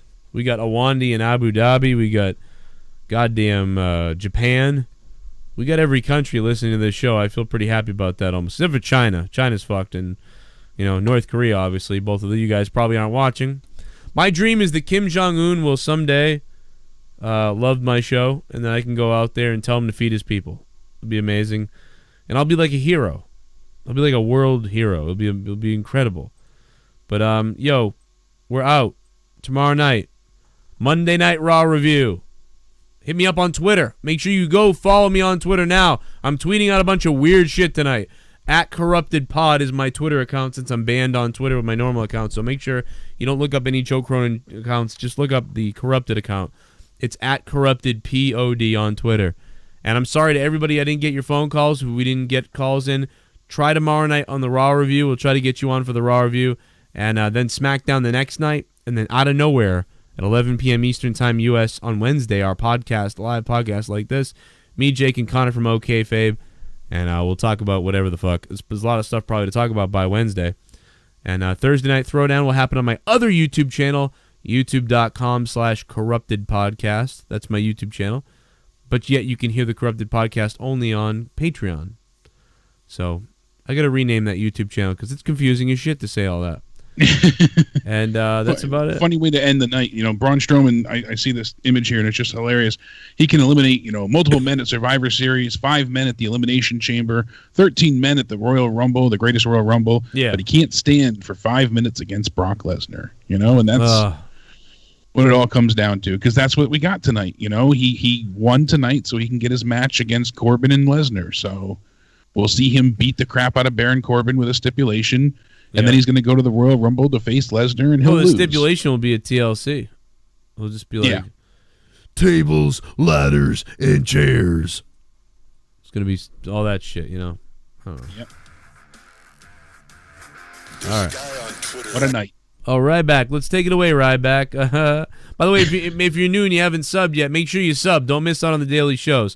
Normally, I'm a little bit more excited and crazy than this, but tonight this show just put me to bed, man. I fought like hell to stay awake for you guys because this shit murdered me tonight. I don't know why the hell I was so jacked up, but normally it doesn't happen like this. Thank you to everybody who donated. Thank you guys so much for that. Seriously, like, what the fuck? Thank you. And we hit 60,000 subs. Holy shit. And counting. Congrats, Joe. Yeah, man, I'm like ready. I'm like wet and shit. It's crazy. I'm like Liv Morgan on a Tuesday night talking to Enzo on the phone. That's it, man. We're gonna get out of here. Sausage, you have a good night, bro. And Jesse J, hit him up on Twitter @JesseJJCS on Twitter. And Jake is @CountdownEnded on Twitter. And Jake, anything else you want to say? No, that's it. Definitely a 4 night, and hopefully Raw will. Oh no, it's gonna suck. But I don't know. Hopefully the build-ups for TLC will be better. I almost said Survivor Series. Yeah, man, I'm fucking just done. I'm so done. I'm like pushing my eyes to stay open. I love you guys. Thanks for listening. Thanks for doing what you did for me tonight. And we'll see you all throughout the week and on Patreon. Make sure you jump on Patreon because I'll have my podcast up by the afternoon tomorrow. Even though it's called Morning Madness, patreon.com/Joe Cronin Show. Morning Madness will be up in the morning for you at some point. I'm going to go do some heroin. 60K, baby. There's a guy on Twitter, I guess, named Joe Cronin. And he's got a cool way of talking in the microphone. You suck Joe Cronin's dick, fucking faggot. And or some various version of that. You're listening to The Joe Cronin Show. Don't forget to like, comment, and body slam that subscribe button. This is the Epic Voice Guy, and I can honestly say, Joe Cronin is god awful, that is. You guys seriously listen to this guy? And now it's time for the Joe Cronin Show. And he's got a cool way of talking in the microphone.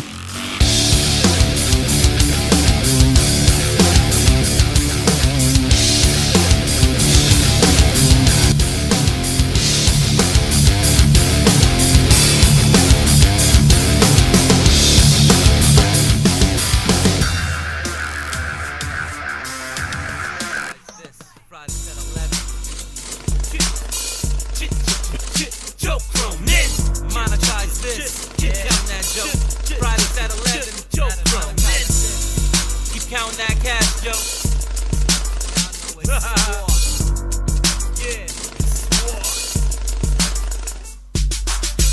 Yeah, let me start by saying this. You mess a joke, you might as well slit your wrist. I come and get ya, listen and you feel the picture. I bang hard, me and Joe will come and bang your sister. Who are these guys, all these bums in the chat? Yapping their mouth until their face get cracked. Tell this bitch beat him a lot to watch his fucking mouth before I come through and put his ass on the shelf. Shout out to my nigga Heist, everything precise. We puffin' blunts all day and every single night. Everything we do, always make the news. Damn, tell me what a brother really gotta do. Shout out to Foul Mouth, shout out to Jake too. They keep it real like a real motherfucker do. Hey Mitch bitch, Anthony Brown, you keep at me dog, I'm putting you 6 feet down. Yeah, everybody love Joe Cronin, but before the fame nobody ever noticed. Now he's on top. Yo, I gotta shout out Beer Batted Wife, man. Beer Batted Wife becoming a $10 patron on Patreon. Thank you, Beer Batted Wife. Anybody else who drops a patronage tonight or ups their Patreon, of course, we'll give you shout outs tomorrow on the Raw Review. Good night, everybody. Everything we do, you would think it's planned. We come from the land of camels and desert sand. Vanessa, that I think she got a nice ass. And Bex, well, you got big bad ads. And Leah, I don't wanna disrespect her.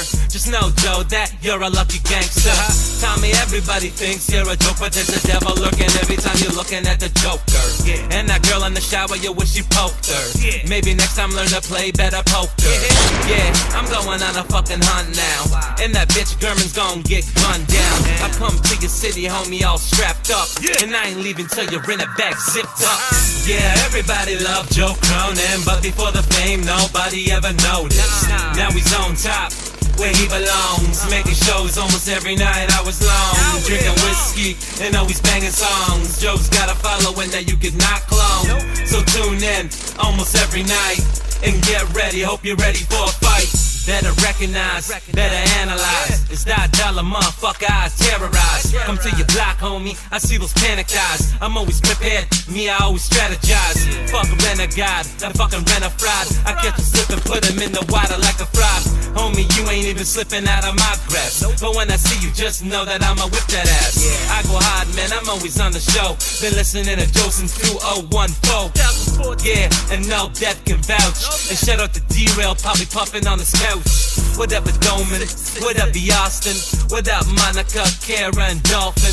Everybody know how this shit go, so tune in to every single one of Joe's shows.